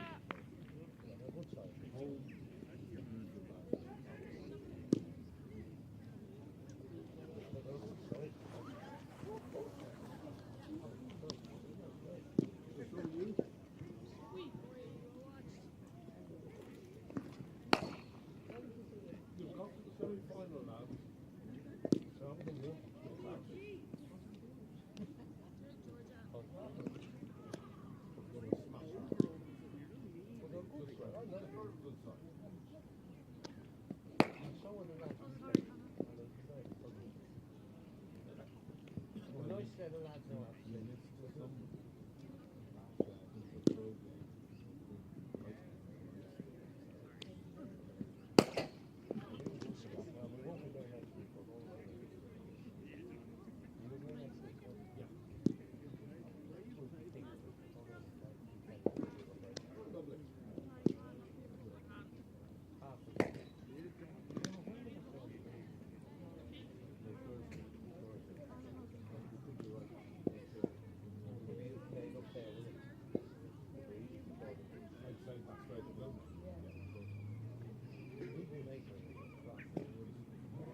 Few fellas looking to keep an eye on that one. There'll be a few fellas looking to keep an eye on that one. Yeah, absolutely, yeah. Remember who told you to draw? I tell you one thing, if it comes out, I'm going to be on the floor to your first game. Oh, good God. Good to see you. I'll tell you. Well, this one have you. Oh, last year went to 2-4. What? Craig went to 2-20 and I went to 1-9. I said a million and one. I was nearly calling the lotto numbers there at one stage.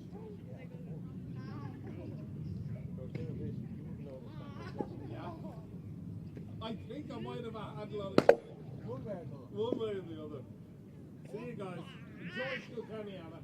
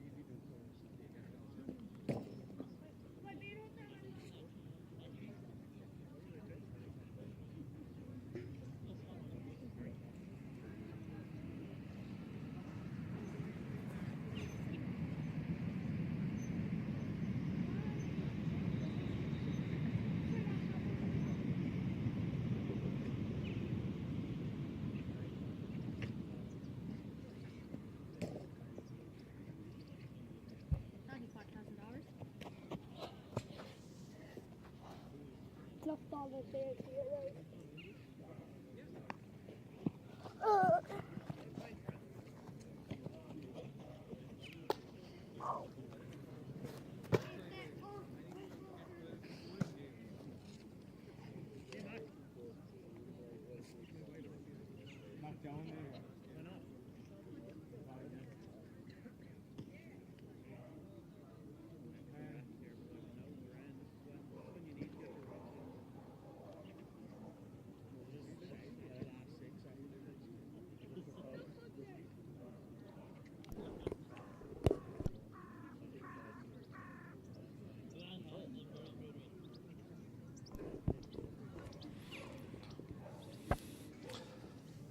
And so welcome back to Sydney Parade.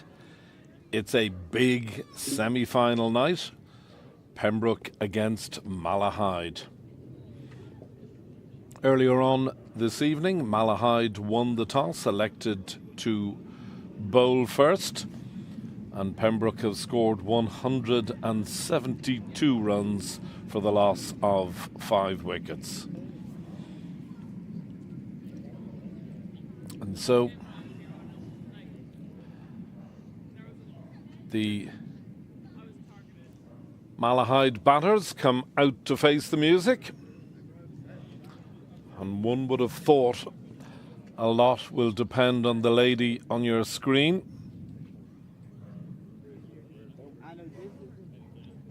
It is, of course, the Irish opening bat, Amy Hunter.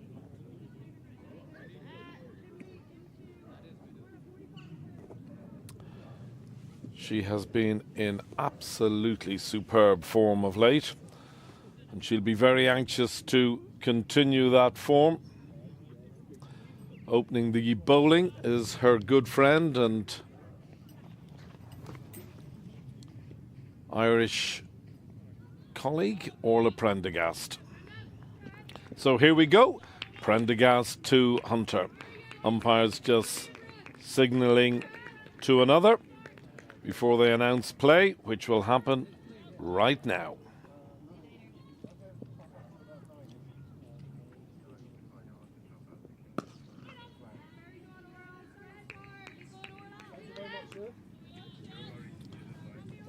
It's not often I've seen Orla Prendergast bowling off breaks.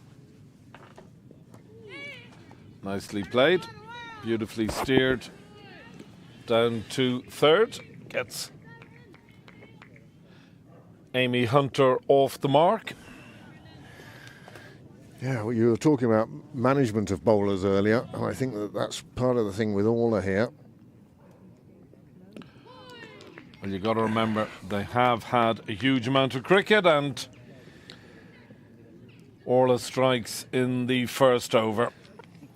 Well, the score just 1, and Hannah Moore departs.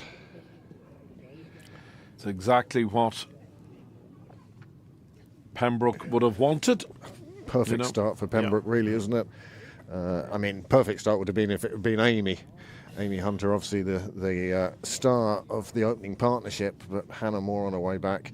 That's a shame for Hannah because she bowled so well, and she's going to be disappointed with this now.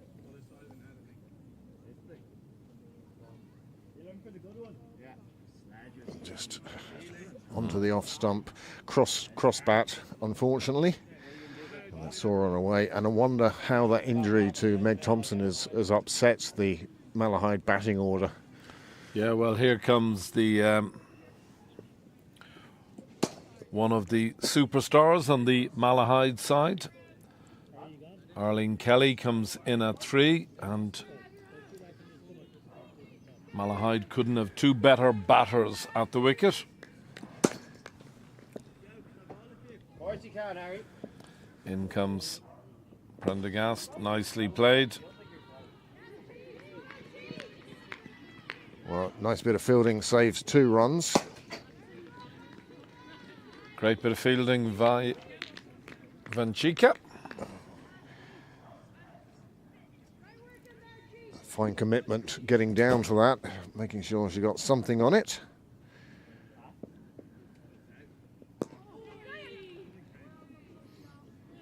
immediately Orla bowling stump to stump. You know, she was about to, had Arlene missed that, you could nearly see it in her.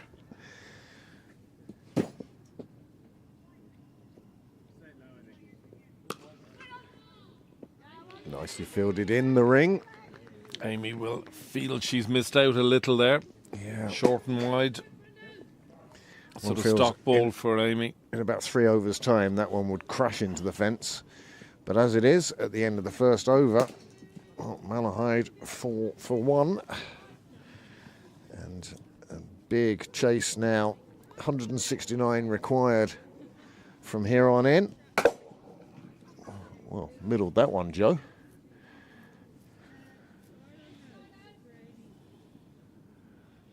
And Kimlee McDonald now to bowl from the St John's end. As he did that as well. Shot, Joe. Lovely shot. Yep. Kim taking the new ball. Well, that one wasn't quite as good, Joe.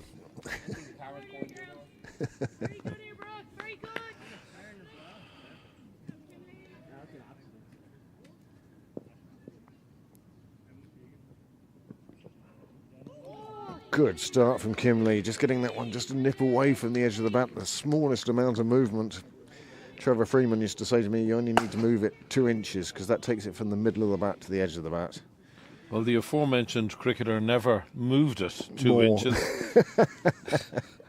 And Demo, if you're with us tonight, good evening to you, my great friend.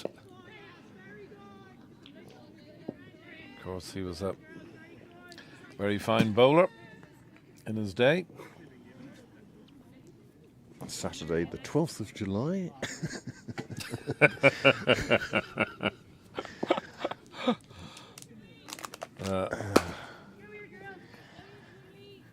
Single from the second ball of Kimlee's over.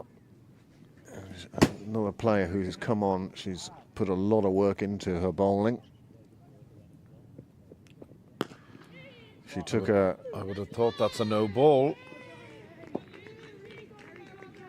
high full toss, decides the umpires. She was the first one to pick up that she could do video analysis of the streaming. Okay. She would sit there with 2 windows open, and one would be of her run up, and the other one would be of Orla's run up. Okay. And she learnt to do the same as Orla was. No bad person to be emulating. If you're going to copy somebody, copying the best there. Absolutely. Second lady we've seen on crutches this evening. Whereas Candy Balbirnie is now off the crutches. Yeah, great. And it's great to see Great, her absolutely. back up to full speed. Yeah.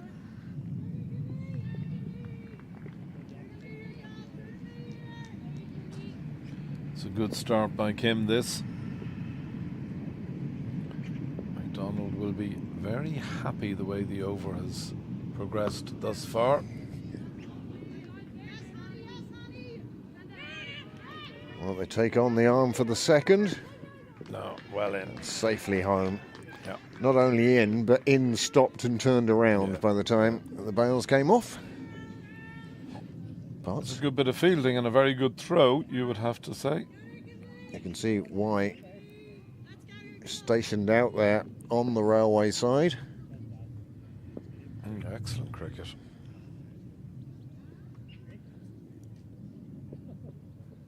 Another one that's quite wide and played away. And that is not a bad over from Kimlee. Just the 5 runs coming from it. The score has moved on to 9 for 1.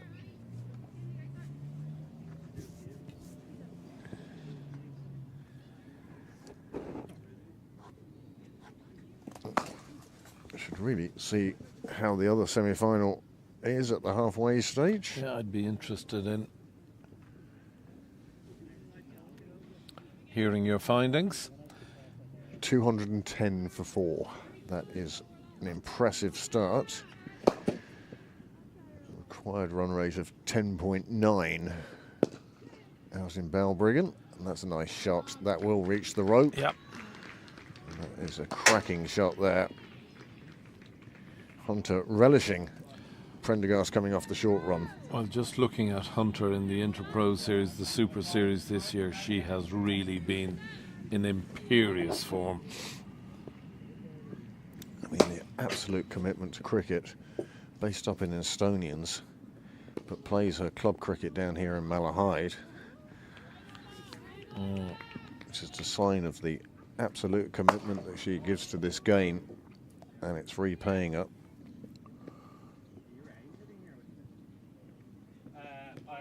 Had a stint in the UK earlier on this year as well, did Amy? Sorry, wasn't Yep. it? Yep. And a number of the girls went over to see her when she was due to play against Orla, but unfortunately Orla wasn't able to make it on that occasion. Nicely played. Nicely dropped down for the single. Yeah. The only problem is, of course, that you kind of need more than singles. Yeah. But at the moment, you can't really go chasing right from the start.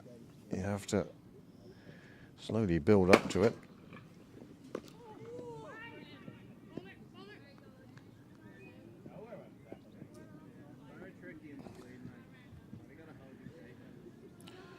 Now Orla will have the experience, I would think, to be aware that this is a big delivery.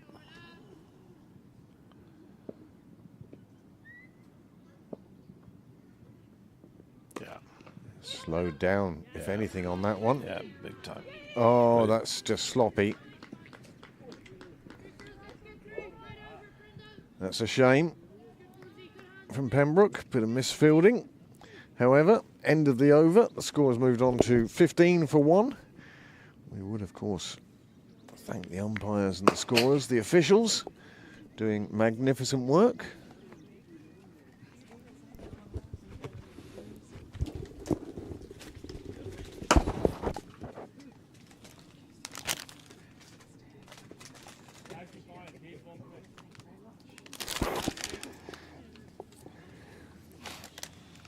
You now go down as a net contributor to the sweet bag. Whereas one of your sons has used us a number of occasions as an energy store for him. Can I ask who? He comes from work and obviously not having had his supper just finds himself lacking a bit of energy and needs the boost. Yep. I think I know who you're talking about. Oh, he's always welcome. And I think he enjoyed his knock against the Randy Peets. Loved it. Amanda, on the back seat of my car there's a baseball cap. Could you bring it to us? In comes MacDonald. Well bowled, very well bowled.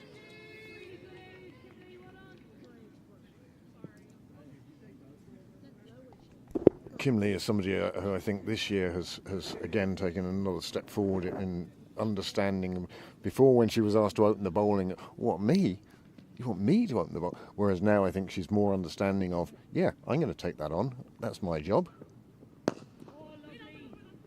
Lovely length delivery from MacDonald on that occasion. What age is MacDonald? She 16? 19? 19, okay. 19. I was going to, yeah. The twins. I only say that because last year that I know that they turned 18. Okay. Because the bar was open. Yep. Okay.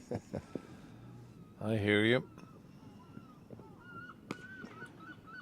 Nicely played out, square of the wicket, but again, it will just be a single.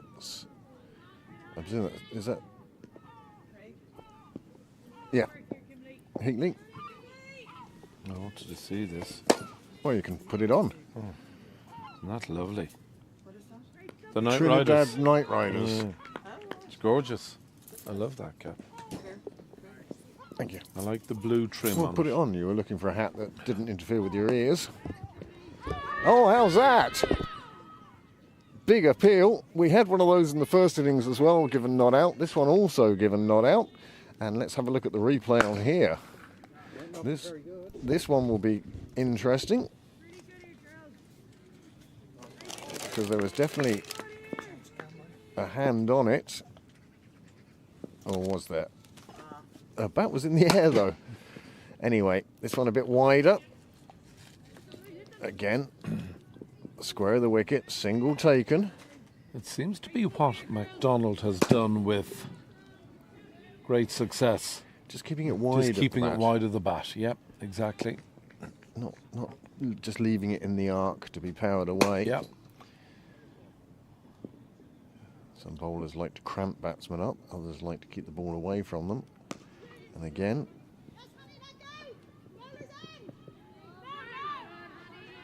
good fielding in the deep does keep it to a single. Really good fielding. And a really good over. 4 gone now, 20 on the board. Even my maths will tell you that that's 5 and over. And yet the computing power of cricket clubs will tell you that they still require 9.5 and over now. 9.5 and over now, 16 to go. And 153 required. Yeah, but I don't think that either batter will have reason for concern yet. No. Both of them vastly experienced. Yeah, so often because you would think if Malahide are to be victorious, one of these two's got to be there at the end. Or very close to it. Or very anyway. close to it, yeah.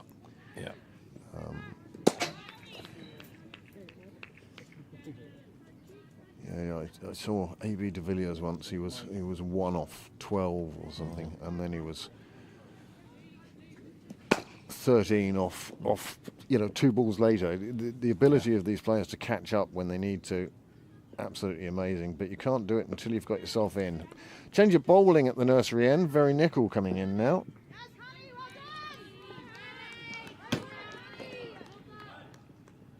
Hannah Little, it is, patrolling the railway line and doing a fabulous job doing it. She's been busy tonight already, Hannah. As you say, doing a really good job.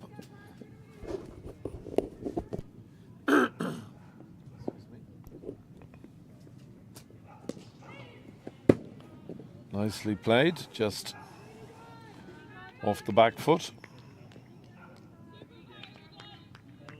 Punched into the covers for a single.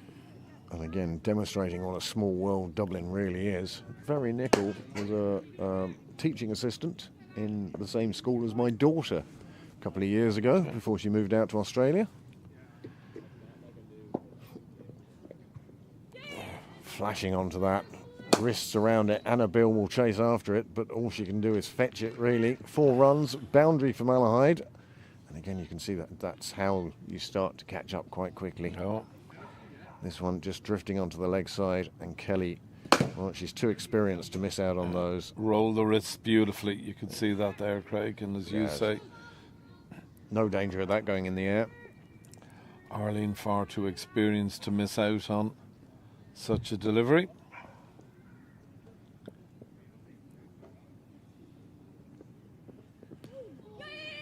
Well, slight miss hit, chopped away to short third. Oh, signal to wide. Well, that's how wide it was.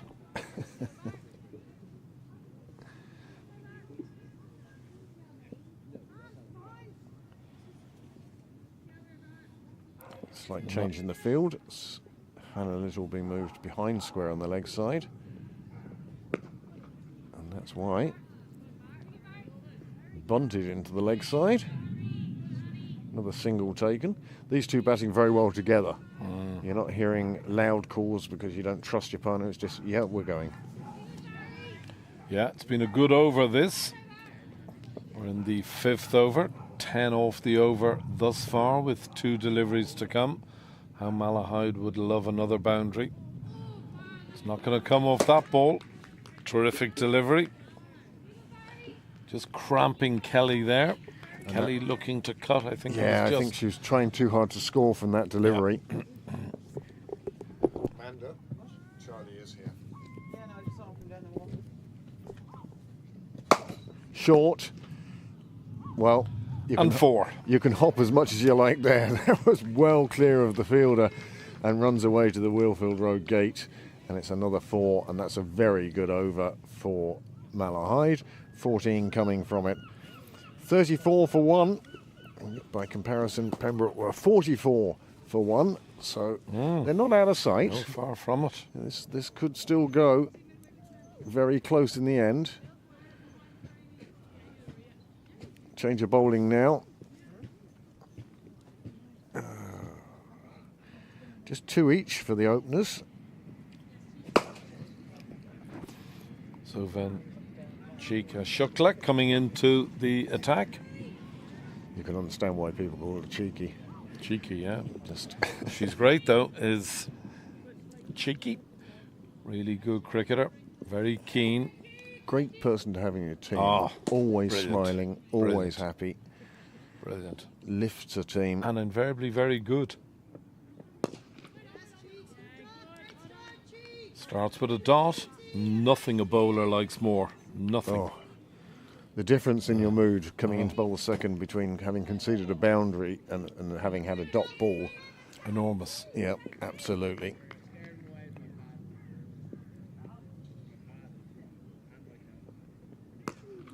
Nicely played away on the offside this time. And there was a bit of urgency. Again, Shukla bowling that wide delivery. It seems to... Well, not sure whether it's... we've had many complaints hit down in this box over the weeks of how many extra are conceded. But what's happening here is Malahide bats are actually chasing those wide deliveries.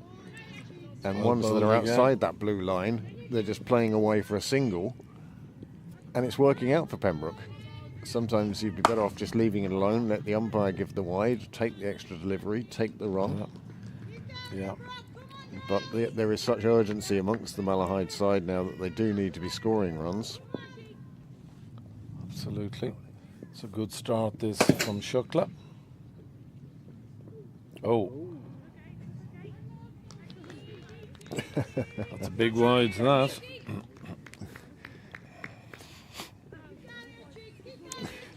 I'll let you read that out. Good luck, Pembroke. Swing and sway, the HT way. Coming in from Jack. As Cheeky comes in from this St John's end. Well weighted by Kelly, but unable to find the gap. And that's the only difference between the two sets of 2 and 3, I suppose you'd call it, because they both lost a wicket. But where Pembroke were finding the gaps, Malahide just seemed to be finding the fielders at the moment. And also, it's noticeable that... Oh! That is a no ball. A big no ball. Also, it's interesting, Pembroke have had a sweeper out from the off. Malahide didn't. Yep. Yes. So often you see, certainly in the open competitions, third man long leg. Yeah. Third man long leg. And yet we know here in the women's game that you're far more likely to be needing out on the boundary. And the busiest fielder tonight has probably been Hannah Little. But that's a really good 4 from Hunter. She's just starting to go through the gears now.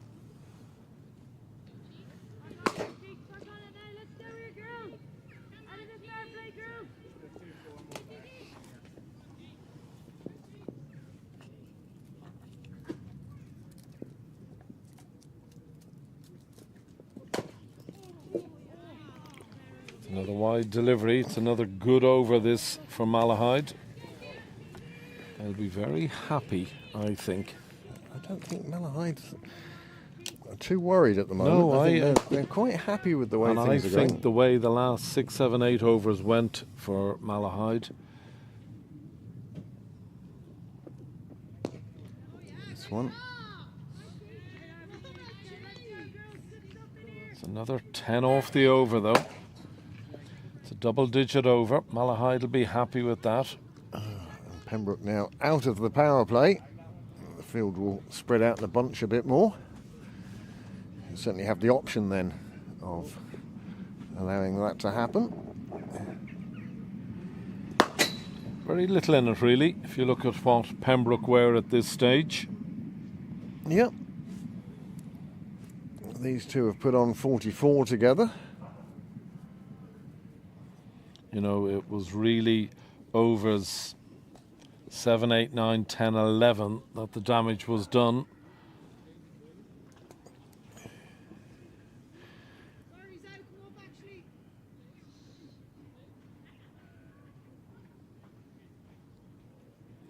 Change of bowling. They're very distinctive. You'll see what I mean when you see it. It is one of the most unique bowling actions certainly in Leinster. Very square on, and everything coming from a shoulder. Okay. It's the sort of action that makes me think of Tommy John's injuries, you know, the whole shoulder thing going. But at the moment, it works really well for her. It's a very good start. Nice bit of fielding right into the base of the stumps. Shauna Kavanagh collects beautifully.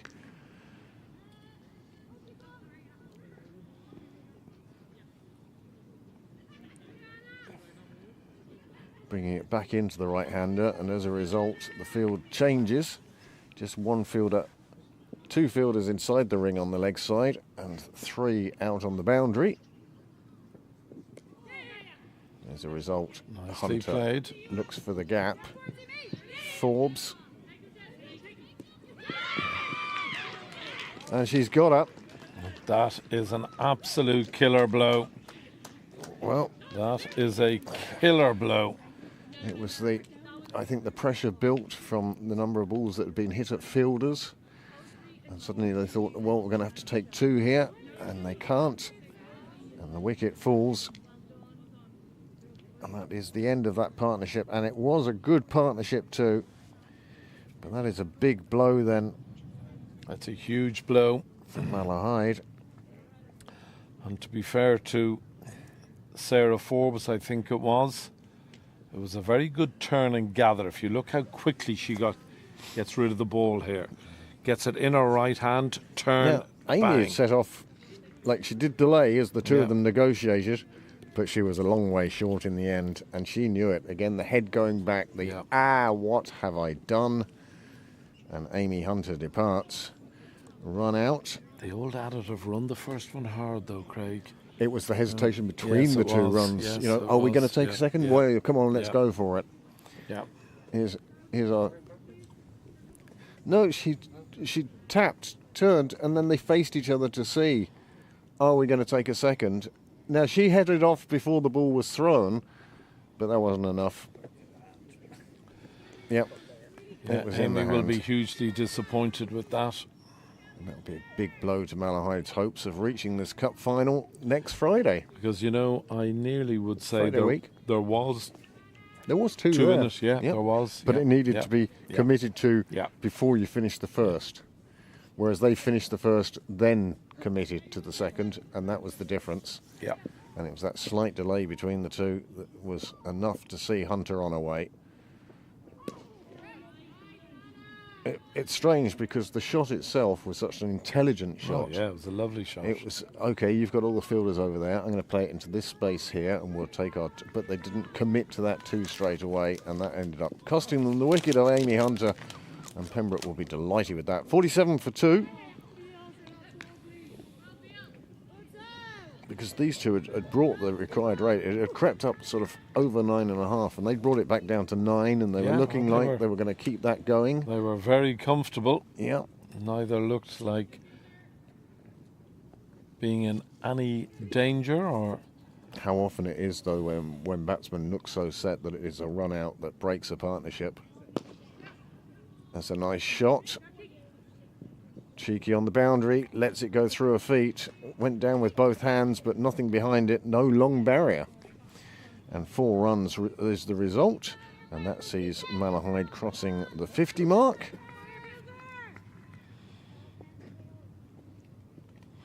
You know, Arlene Kelly has been used in a sort of pinch hitting capacity for Ireland for many years now, and she's a lady who is well able to hit the ball and hit it with, with real vigour and real commitment. It's that sort of player that you have sort of coming in at 7 or 8 who's going to take the last 5 overs. I suppose the original would have been Michael Bevan. He was a great man for looking after the tail and making sure a score got up there, just coming in with not many overs to go and with a freedom to play. And the Australian selectors are very good because they could accept him having low scores because of where he was batting and how he was batting. So, I'd say the same Mo and Ali. Yep, another one who could come in and use the big bat when needed. Change of bowling now at the St John's end. Anna Bill's first over, just going for 7, but more importantly, it contained that run out. So, another change of bowling.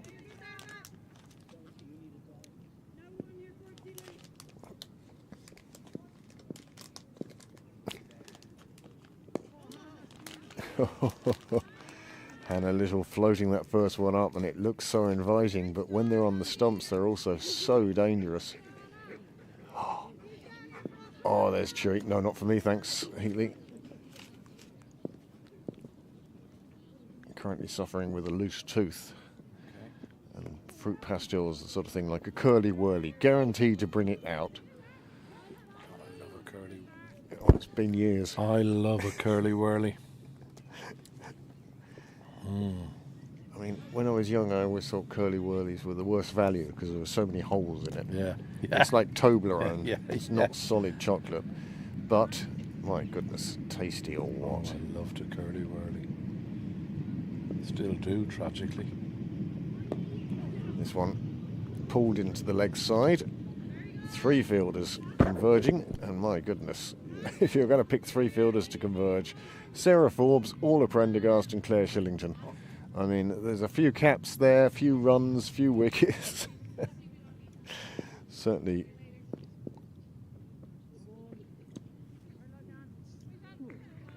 Oh, that was unfortunate. Front foot no ball. Umpire now just showing it. It was a left foot. Free hit then. And we'll see how Condren deals with this. The freedom to have a big swing. Yeah, front foot just creeping over. French cut.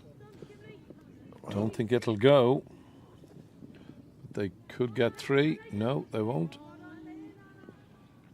They just take the 2. Anna Bill doing very well down there.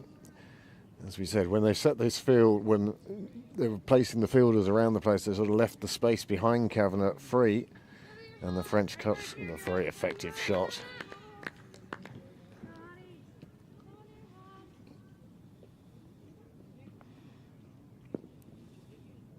Never understood the difference between a French and a Chinese cut. Oh. Another one that's out by that blue line, played out onto the offside. Just be a single.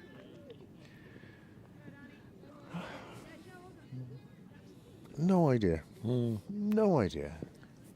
I always had a preference for calling it It's a like Chinese cut. It's like the Americans talk about putting English on the ball, which to English people is the most confusing thing ever. But it just means putting spin on it. This one's in the air, it will land safely, and they'll get through for another single. But again, you can see the intent now of the Malahide bats is they feel they've got to push on a bit now. It's a very good opening over from Hannah Little. Just the 7 off it. Both she, her captain, and indeed her side will be delighted with that. So 8 overs gone. Malahide move on to 59 now for the loss of 2 wickets. Going along at a good rate, over 7, and that's what you need to stay in touch with this overall rate required at the moment of 9s. Yeah. You know, one big over, 12, 13, 14, 15 now will... Oh, there we go. Anna Beale getting one past the defences of Eileen Kelly. And that is another massive wicket for Pembroke. Anna Beale picking up her first. Score on 59. Well bowled, Anna Beale. Very well bowled. Well, Eileen Kelly, 25 off 22. And you think that she was carrying a lot of the hopes of Malahide at this stage. And she's departed on a partnership of just 13. Well, Anna Beale doing very well to pick up that wicket. Yes. Now using tarpaulins, and for the first time ever, not for rain. Is it? Oh, he says it is for rain. Find it. Barely, but it's Tiny little bit of drops, mist. Yeah, I think he's allergic Just to water. droplets. So, Kerrison now comes to the wicket. Anna Kerrison joining Condren. And they find their side in a little bit of trouble at 59 for 3 as we approach, well, getting close to halfway now.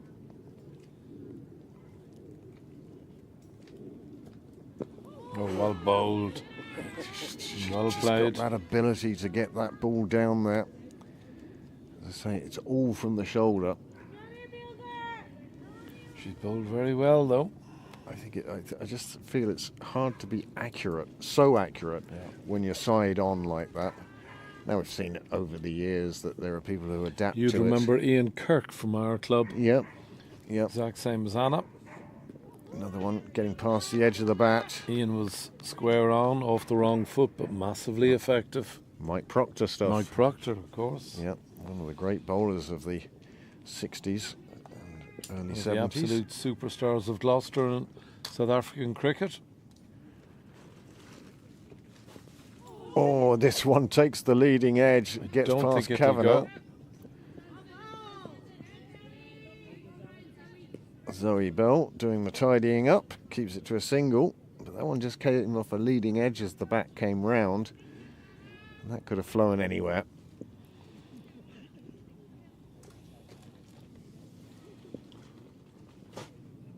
In comes Beale. Condren on strike, and that should be a wide delivery, I would have thought. Umpire's got his arm out to signal something. And buys it is. Oh, And you see very quickly how that required rate now that Kelly and Hunter are gone, it's creeping up and it has hit double figures. 10 and over required for the next 11.1 overs. well bowled. Again, Pembroke won't mind the singles now. Nice to see a really good crowd down tonight. And why not? It's Two great. very good teams, semi-final of a big cup competition. And great to see how many people have made the trip from Malahide. Yeah. I mean, maybe some of them were working in town anyway, but even so, making the effort come down. And as you said, we've watchers, spectators from Railway as well, enjoying the heat. God, I'm sure Malahide are buzzing, having won their quarter-final of the Irish Senior Cup at the weekend. Well done to them. Yeah. Great win. And the one They'll I'm be- delighted with, County Kerry are into the semi-finals of the fantastic, National yeah. Cup. They beat Glendermot. Ah, brilliant win. Absolutely absolutely brilliant. Down in the Oyster Oval. Yeah. And that was a great win for them. Delighted for I them. saw some photos. Yeah. And great crowd there, and it was a lovely day. And They all go up to the Oyster Tavern afterwards, Yeah, I'm sure, great. to celebrate on that one. well bowled little. But you do get the sense that we're sort of getting to this business end of the season now. Yeah. Well, not the most heavily attended nets tonight. Yeah.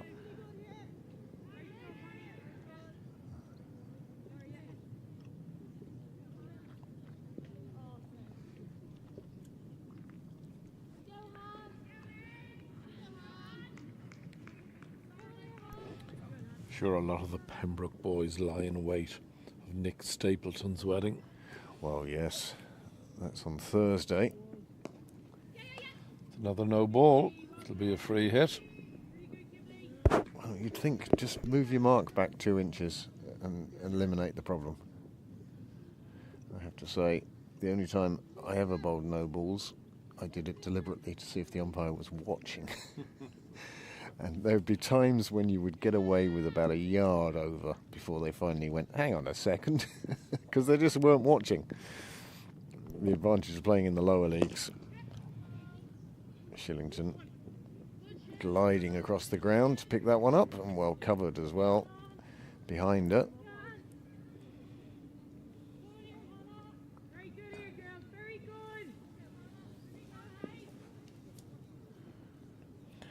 Very good is the cry from Shillington, and how right she is. It's another no ball. I think you'd need to sort something out there.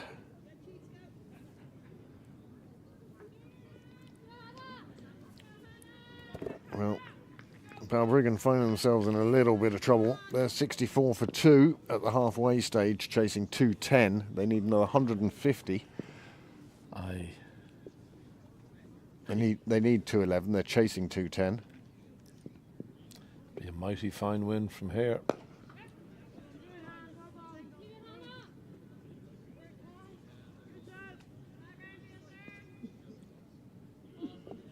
Forgot to double check the rights.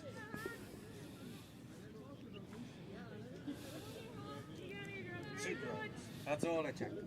That's Amanda.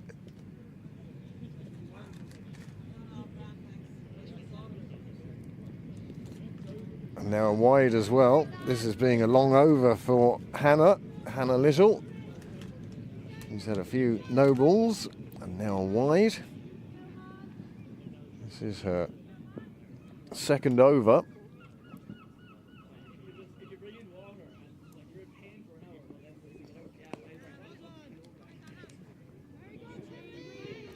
At this stage, she'll just be looking to get, as much as I don't use the phrase, but she'll be looking to get out of this over.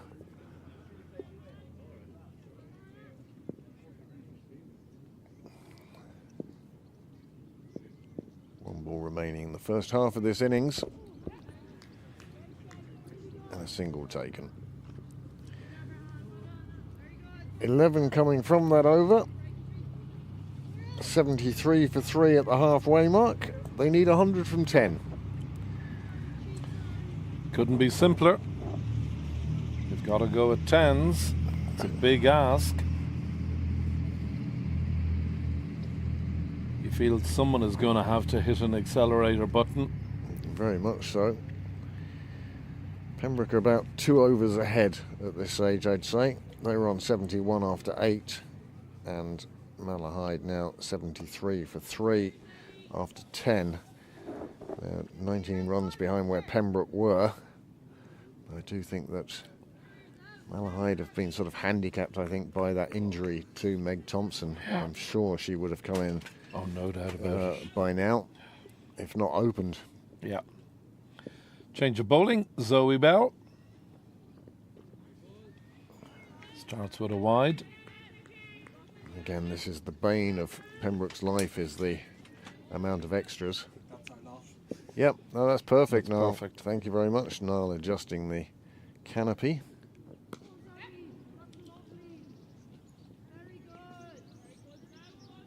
Good from Bell, not afraid to toss it up. As you were saying earlier when Kerrison was bowling, it's that self-confidence to be able to keep throwing it up there, even if it does get hit or played or a boundary or whatever. And there it is again. Much better length than she's been bowling recently. And I think it's coming together for her. There can be few players who have been born, reared and raised in the club. Andrew Bell-Burney. Zoe Bell. Zoe Bell. Yeah. I actually think that Johnny and Nikki probably came here on the way back from the hospital with the new baby. Zoe really has, and in fact all the Bell children, this is their back garden. Lovely, what a lovely back garden. And to she have. couldn't ask for more. But Breen O'Rourke is another one. Yeah, of course. Andy Balburney. Oh. And now, of course, Ethan Arnott, another local lad. It's a wide delivery. Kavanagh doing well, getting down the leg side.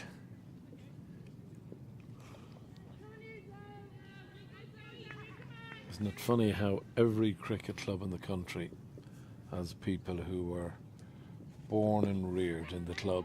Yeah. And as you say, it's their playground. It's where they started out just with a plastic bat and ball, and then progressed onto Stumpy in the nets, and from there onto the hard ball, and from there onto senior teams. And oh, now you've lost me.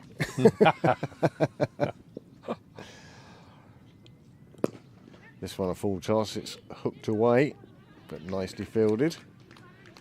And nicely returned right over the top of the stumps. Very Nickel doing a super job there.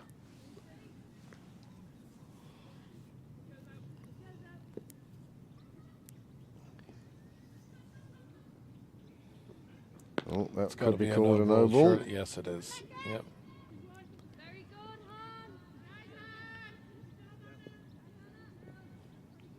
Again, extras, the bane of Pembroke's lives.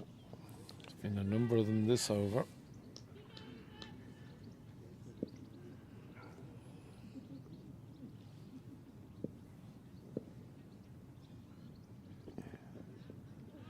This one gets past everybody, will run down to the rope and will cross it. Very good over that for Malahide. And you know what Malahide have got to do here, Craig, is just take it as deep as possible. Yep. Even if you need as long as there's 13, hope. 14, 15 off the last over. Stranger things have happened. Look at Pembroke and Marion earlier on this year. Take it deep, and one never knows. Well, that's it. I mean, watching the friendly between Pembroke and Randy Peets the other day, that game was dead and buried. But Pembroke were just close enough that when Jack came in and scored 65 off 15, they were close enough that was enough to get them through. Yeah. Well, you see, an over like that goes for 15, just all of a sudden... You feel a bit more confident yes, batting. Yes, you do. Of course you do. Now, this may be a different kettle of fish altogether. Prendergast starting with a dot. I'm not sure whether we'll see 15 off this over. No. Well, this is a good move from Kavanagh. These two just starting to put together a partnership now. They've put together nearly 30 runs. And especially with the fact that Prendergast... well fielded. Kim Lee McDonald doing a super job in the field. But if you can put pressure on these two batsmen now, maybe winkle out a wicket or even just slow the rate down so it does go back over 10 again. And just a bit of accuracy.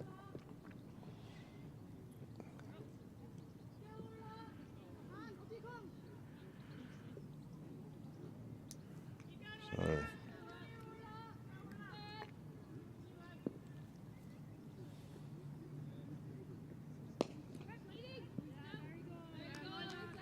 And again, it goes to show you, off the over. You don't need to be express pace. It's just about where you're putting the ball, making it difficult for the bat.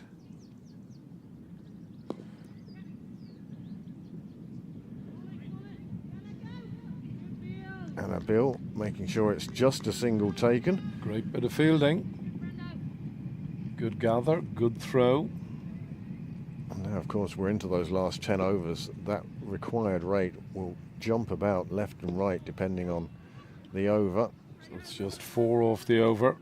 Really smart move on the part of Kavanagh, bringing back the experienced Prendergast.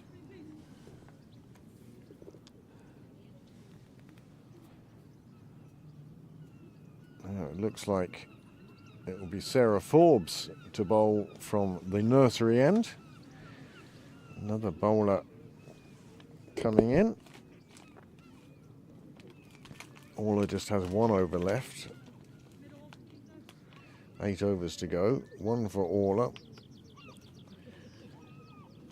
2 for Kim Lee, perhaps. Anna Beale I'd bring back again.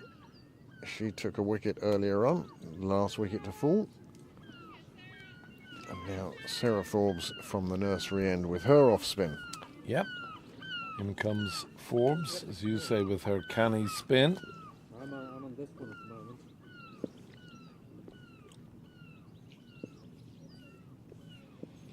Condren on strike.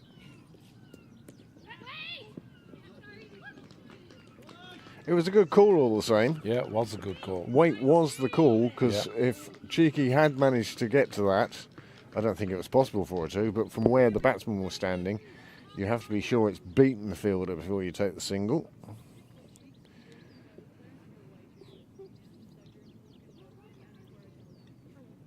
Now another fielder comes from the leg side over to cut off that shot down to third. Smart move on the part of Kavanagh. Point in a sort of fly gully. Forbes following the plan perfectly. That one just outside. Here come the Irish cricketers.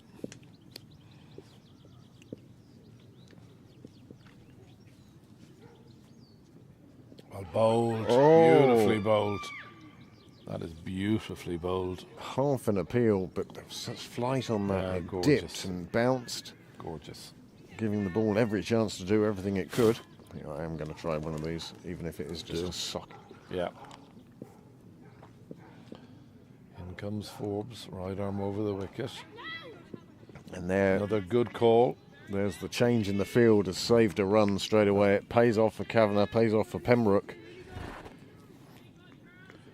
And this over has been such a good over. Just those first 2 runs coming from it so far. And that may force Condren to play a shot she doesn't want to. That's got to be close, I would have thought. Umpire shaking his head almost immediately. Yeah. Shows how much I know. Yeah, I mean, what Just amazes from me here, is that looks the people who stump to sit down the stump, yeah. wall Yeah, of trying to course, judge it. yeah. We've got cameras and replays, course, and they're yeah. they're giving out to umpires square of the wicket. Well bowled. Really good over. Or the other one is the appeal that comes in from third man. Oh, I love that. Or long leg. That's my Yeah. favourite. Or perhaps the chap at sort of Mid-wicket deep boundary. cow. You know? Jumping up and down. Well, here is the replay of that shout. We'll see why we... Perhaps just going down leg. It's a good shout, though. It's a good shout. I'd love to see Niall umpiring on camera, because all these facial expressions that he makes about where the ball's going. You talked about the over 8 climbing. We're now up to 12s virtually. And it's only going to get worse and worse, Yeah. because if you don't score 2 off a ball, it is going to go up. Very It will nickel then climb. returns. Good to return with the dot. Only had the 1 over so far, and that was an expensive one, so this could be a good time to bring her back. You know the bats are going to start feeling that scoreboard pressure now. As Higley said, the required rate up over 11.5. Oh my Here's a goodness. chance. And that's out. Really good cricket. And the home crowd who know their cricket appreciate that. Well, again, that was scoreboard pressure and nothing else, forcing them to try and take a run that wasn't there, and it's a second run out. Score now 92 for 4.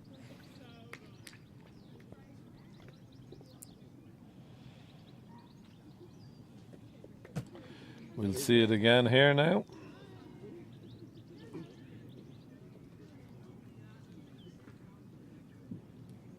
It's good delivery. It's a very good shot. The long barrier. Well done, Vanchika. Oh, Super throw. what a bit of cricket. Vanchika Shukla, you legend.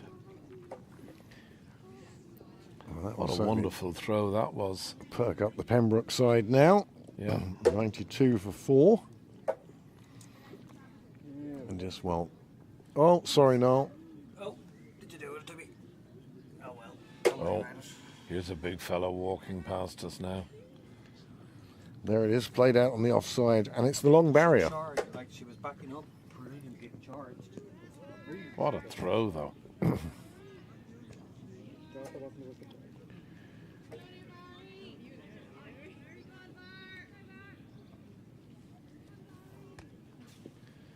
As you say, that rate just climbing and climbing now. Malahide seeing their chances. Oh, seeing their chances of reaching the final, the Senior Cup final. All but disappear. Yeah. I think it's Sports Hub that sponsor this now. It used to be Sprint Coatings. Sports Hub now? Not sure, but I think you may be right. I don't think it's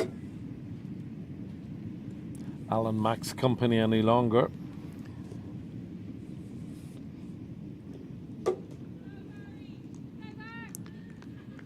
I think it will be Merion in the final anyway. Balbriggan now 76 for 5, chasing 210. That could be a cracking match. Merion against Pembroke. That'll be a humdinger.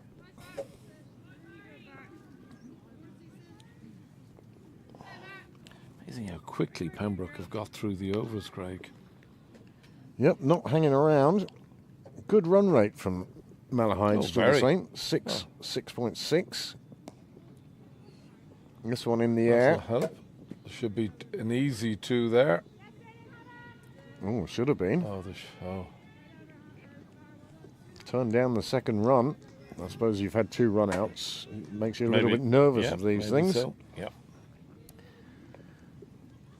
So, 14 overs have been bowled. Big semi-final, Pembroke against Malahide. Pembroke batting first, and they scored 172. Malahide in reply, 93 for the loss of 4 wickets, with just 6 overs remaining. Well, the big difference between the two sides really has been that one partnership. Malahide have had one partnership, it was 45, but the one big partnership for Pembroke was 86, and I think that's the difference really as to how deep the Pembroke superstar batting lineup went. Again, you can see, you almost get a sense that the field, certainly on the offside, has taken a step or 2 in closer and closer. And they're starting to strangle this innings now. Still have the cover outside. It's a good shot. Shillington it is. It'll just be the one, mind you.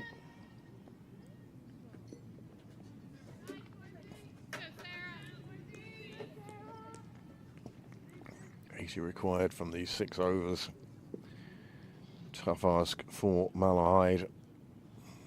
Always the worst time to go out of a cup competition in the semi-final. That can't have missed by much. There was a little cry of anguish on the part of Sarah Forbes there.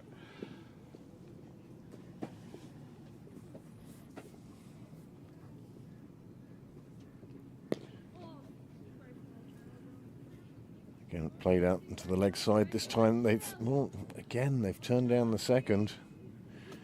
And they wonder how much of an influence those 2 earlier run-outs have had on the running subsequently.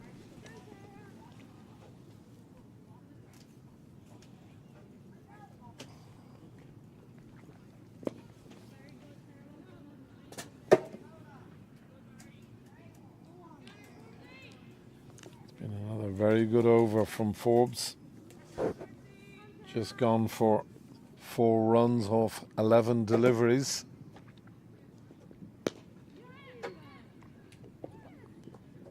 Make that. And this time they do take the second. Make that 6 off 12. Excellent bowling.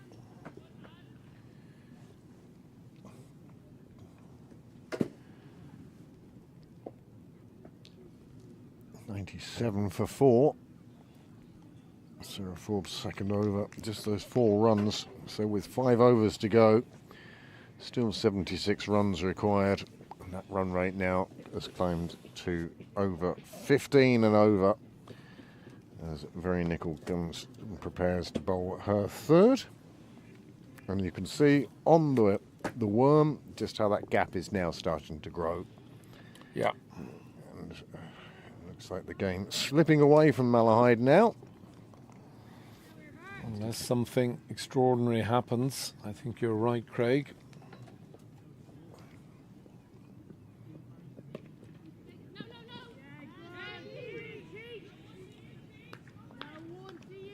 Well, she's already got 1 run out. She'd be very wary of taking 1 to an out. It's a great shout. No one to cheeky.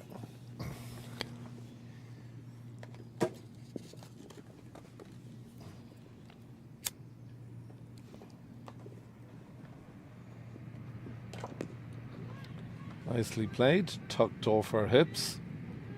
Just backward of square. It's just a single, but unfortunately it's not singles that Malahide require now.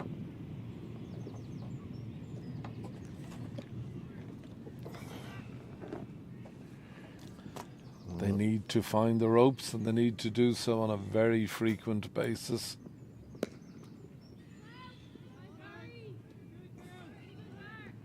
Big swing, but no timing means it just runs out on the offside for another dot ball.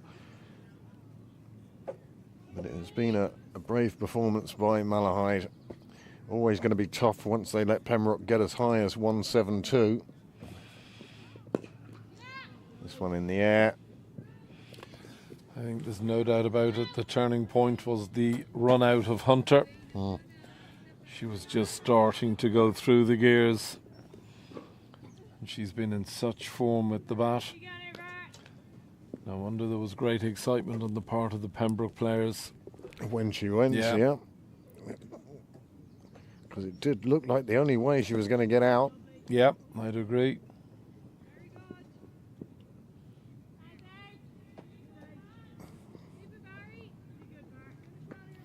However, it will set up a super final.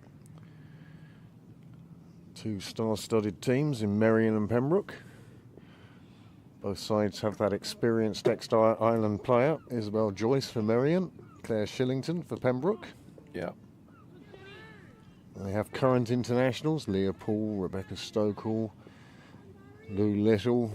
You know, there's names galore. It will certainly be a final worth attending on a Friday night. It'll be a cracker. Come down to Pembroke and enjoy what will be a fabulous occasion.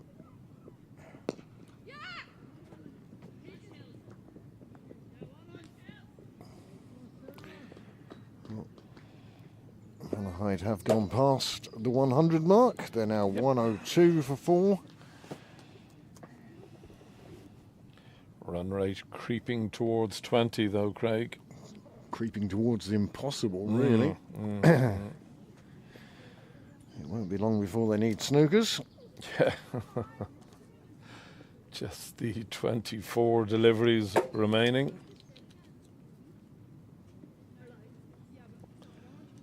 They'll need to bring out Stephen Hendry.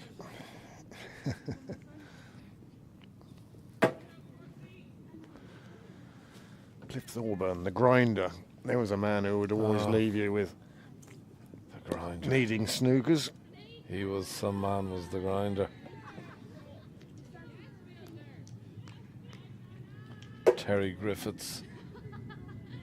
Oh, and then you're back into the greats like Reardon. Ray Reardon, of course, yeah. Fred Davis. Oh, genius. Wasn't even the best in his family. Absolutely. Oh, might be a no ball. No, maybe toss, not. I think. Yeah. Dipping in front of the bat. But again, just a single from it. Whereas you got the feeling in the Pembroke innings, full toss like that, it was going to the rope. Potentially going over the rope as well. Over 3 a ball required now. Another nice thing about how gentle the game can be at times when you hear a "how's that?" Oh, I'm sorry. Like, we just withdraw or we just stop or just don't say any more, but the apology coming afterwards. That one, however, is out. Well, that was And another one to try to take on the full I again. don't think there was any decision to be made there. We'll see that again. I think this was absolutely plumb, I believe. She was trying to turn that one into another full toss and it just dipped, got under the bat and crashed into the stumps. 104 for 5. Here we are. Oh, stitched. Yeah. I think that's what they call that.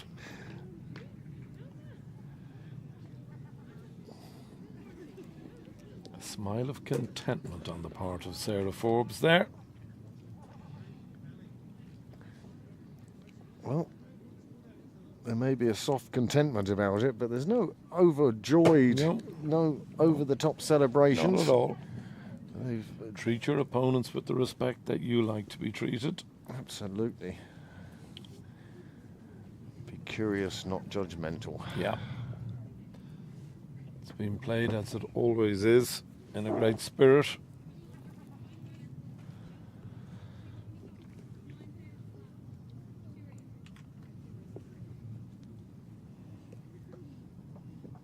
It's very rare that you see in the women's game a niggly game. You can be niggled by one player. I would remember possibly sort of YM Pembroke women's cricket when a little bit, nothing. There'd be local rivalries. Local rivalry more so than niggle, and that's a good thing. The last niggle game I saw was our thirds. Oh, there's a great shot. But it'll just be the one. Undercut by Mitchell.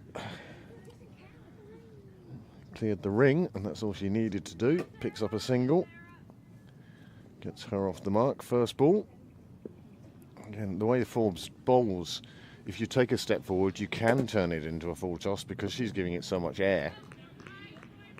But then you run the risk of walking past it and Kavanagh whipping off the bails because she is very quick back there. Good over then from Forbes. She's bowled 3 and only conceded 9 runs. 17 overs gone. Malahide 105 for 5. A bit of a Richie Benno ring to it, 105 for 5. We need the great Johnny Bell here for that. Yes. He keeps promising me he's going to come down and do a between innings interview. Have that it. I'd love that. We're going to put a couple of chairs in front of the outside mics. Yeah. So you'll be heard. Yeah. And then Johnny just interviewing various people from along the wall or whatever, just chatting about, Yeah, you know, lovely. what's your favourite club? When did you join Pembroke? That sort of thing. Yeah. You know, just for 10, 15 minutes. Yeah. I think that would be a lovely addition to our service. Great idea. Johnny, I know. In comes MacDonald. She's back. Starts with a wide. Now, you see, in a previous spell, she was getting away with that because Hunter was Hunter chasing. and Kelly they were chasing that ball out there and only getting a single for it. Yeah. On this occasion, just leaving it is possibly the best option.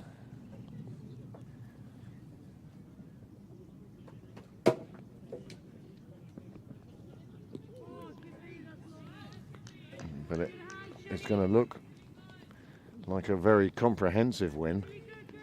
But, as you say, there were certain moments in the game where it could very easily have turned. We saw Orla, for instance, with one of those French-Chinese cuts, Franco-Sino cuts. If that had gone onto the stumps, would it have changed the complexion of the game? Possibly so. If Thompson hadn't sustained that injury, then perhaps that might have changed. That's been a huge blow for Malahide. I think it has. Yeah.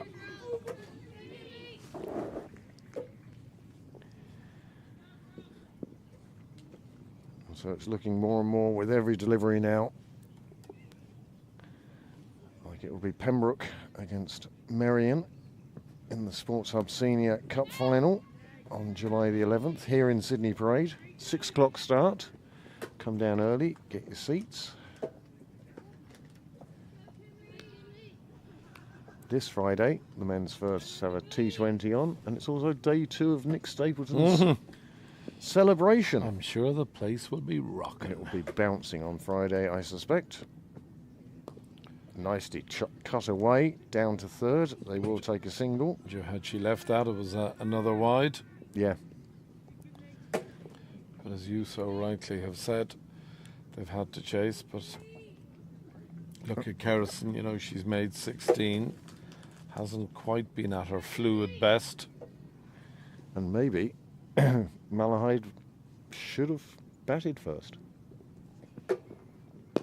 Hindsight a wonderful thing. This one way up in the air, and the simplest of catches taken. If you wanted any one of the 11 players underneath that, excluding the wicketkeeper with her gloves, Claire Shillington. Yeah. And that's There was only one winner there the minute that went in the air. Son could have been the winner. So, 108 for 6. 27 required. And over now. It really is just meandering now to the end. The final rights.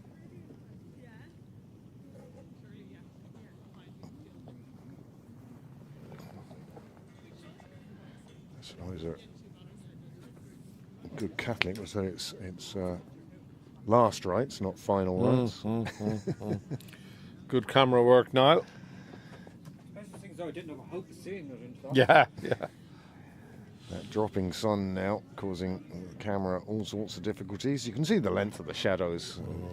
One of the features here as the game goes on. What happens is the shadow of the trees and the pole just become more and more noticeable, taking over more and more of the pitch. With every minute that passes now, there is the shot that Niall gets. You can see a little bit too much light.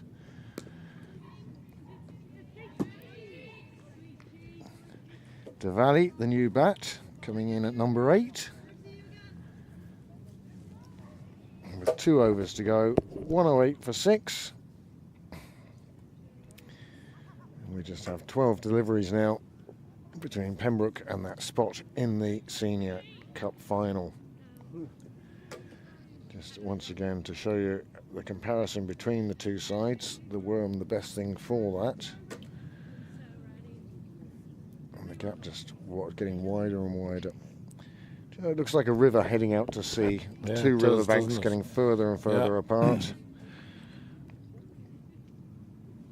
Charlie had a great one the other day. We put up the over by over, and he described it as New York because there was a bit at the start for New Jersey. Then there was a maiden, which was the Hudson River, and then Manhattan. The rest of the way. Yeah. Forbes it is to bowl the 19th. She's into her final over, and she's done very well. Yeah, she's been on the money from the off.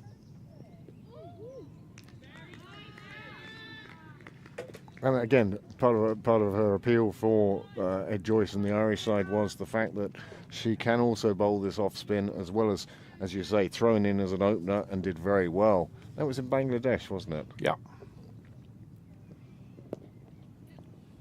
They won those 3 ODIs. It's well run.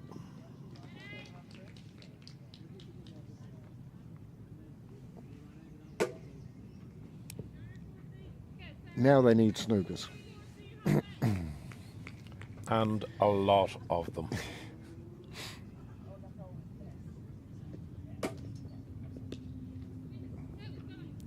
Our next broadcast here on Pembroke Cricket Live will be tomorrow. The women's thirds are here tomorrow. It's a day off for the broadcast on Thursday, just a Taverners game, and we don't cover those because, well, the legal ramifications are just too large to think about.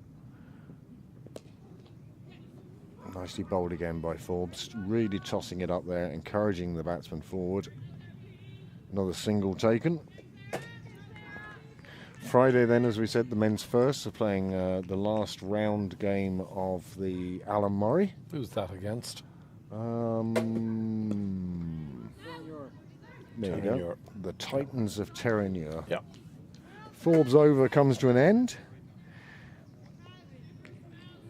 And then we have 2 games at the weekend. 2 of the lower men's teams, I think, are playing at home that weekend. 3s and 2s, 3s and 4s.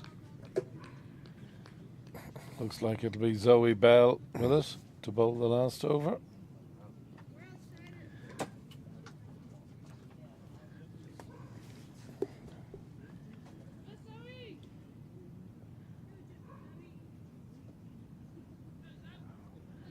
Six deliveries remain in this cup semi-final. Pembroke are home and host. Required.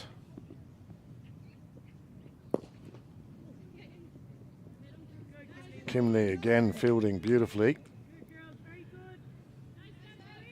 Got a little bang on the chin there. The ball just popped. If ever there's a way of teaching somebody to take it cleanly in their hands, it's the one that comes up and hits you under the chin. Yeah. Saw Gareth Delaney on Sunday in Clontarf. I didn't see Still him. a little bit of swelling Yeah. on the eye, but he's made a marvellous recovery, yeah, really. absolutely. He's been fantastic. delighted for him. Yeah. Short, pulled away, and this time it evades the fielder and goes for the boundary. It's not going to make any difference to the game, but it will make a difference to Kerrison. She moves on to 24. She's done a good, solid job in that lower middle order. And she'll be enjoying herself out there, but there's always the feeling that it's in a losing cause.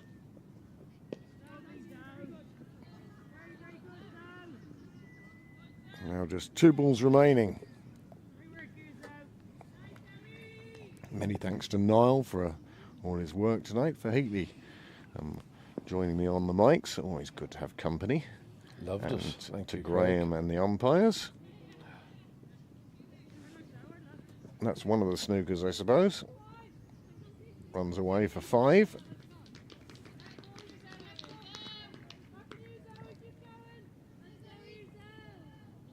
The fear now, of course, is having put one down the leg side like that, goes 5 ways.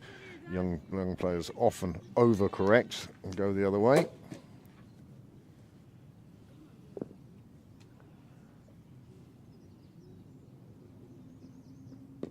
Bowled.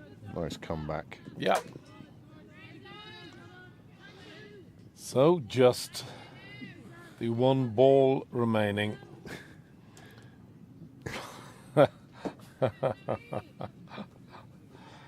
51 required from the 1 ball. What a half century it would be if you got it. Shillington does the fielding, back into the bowler. Umpire calls over, and that is the conclusion of this Sports Hub Senior Cup semi-final. Pembroke win, and win handily enough by 50 runs. Yeah, 49 runs. It's been a thoroughly comprehensive victory on the part of Pembroke Cricket Club. Well done to them. Commiserations to Malahide, who fought very hard. I thought they did really well to pull things back when Pembroke looked as if they were on a steam train. Yeah, when they were 101 or 116 for 1 off 12, they were nearly at 10 and over. That was suggesting a score in excess of 200. Yeah. But they fell well short of that in the end and were pulled back really well by Malahide. But unfortunately, the horse had sort of already bolted at that stage as far as the scores were concerned. And Pembroke, as you see, have won by 49 runs. Let's take you through the game. Yep. This is the batting card for Pembroke as the 2 teams get the well-deserved round of applause. Well, Louise Little and Orla Prendergast, they were the backbone of that total of 172 for 5. They put on 86 together, but there were also partnerships with Sarah Forbes and with Claire Shillington at the start. That was an opening partnership of 36, even though Claire only scored 9. And that went really well for them. Malahide, well, they struggled a bit with the bowling, and I think they weren't helped by the injury to Thompson. Oh, no doubt about it. Pick of the bowlers. Anna Kerrison bowled exceptionally well, 2 for 26. As did Isabel McCormick, a really excellent spell, 4 overs, 2 for just 29. Now, in fairness to the bowlers at the top of that card, they were facing Lou Little and Orla Prendergast In full flow. In full flow. Yeah. And, well, Isabel McCormack wasn't. But she still had to take the wickets and still did really well up there. In reply then, Malahide, they were chasing 173 for victory. And here is their batting card. Yeah, Hayley Moore was dismissed very early on, and we had what looked like a potentially very dangerous partnership for Pembroke. Amy Hunter scoring 19 off just 20 deliveries, and Arlene Kelly going at over a run a ball, 25 off 23, until Hunter was unfortunately run out, looking to take a second and not being quite committed to the cause. And after that, Sarah Condren did very well, as did Anna Kerrison, but ultimately Malahide coming up well short, scoring 123 runs for the loss of 6 wickets. And I do think it's very telling. You see the last name on the sheet, Meg Thompson. Yes, You know, yes. The fact that she wasn't able to bat, I think, made a big difference Yes. to the Malahide reply. However, here is the bowling.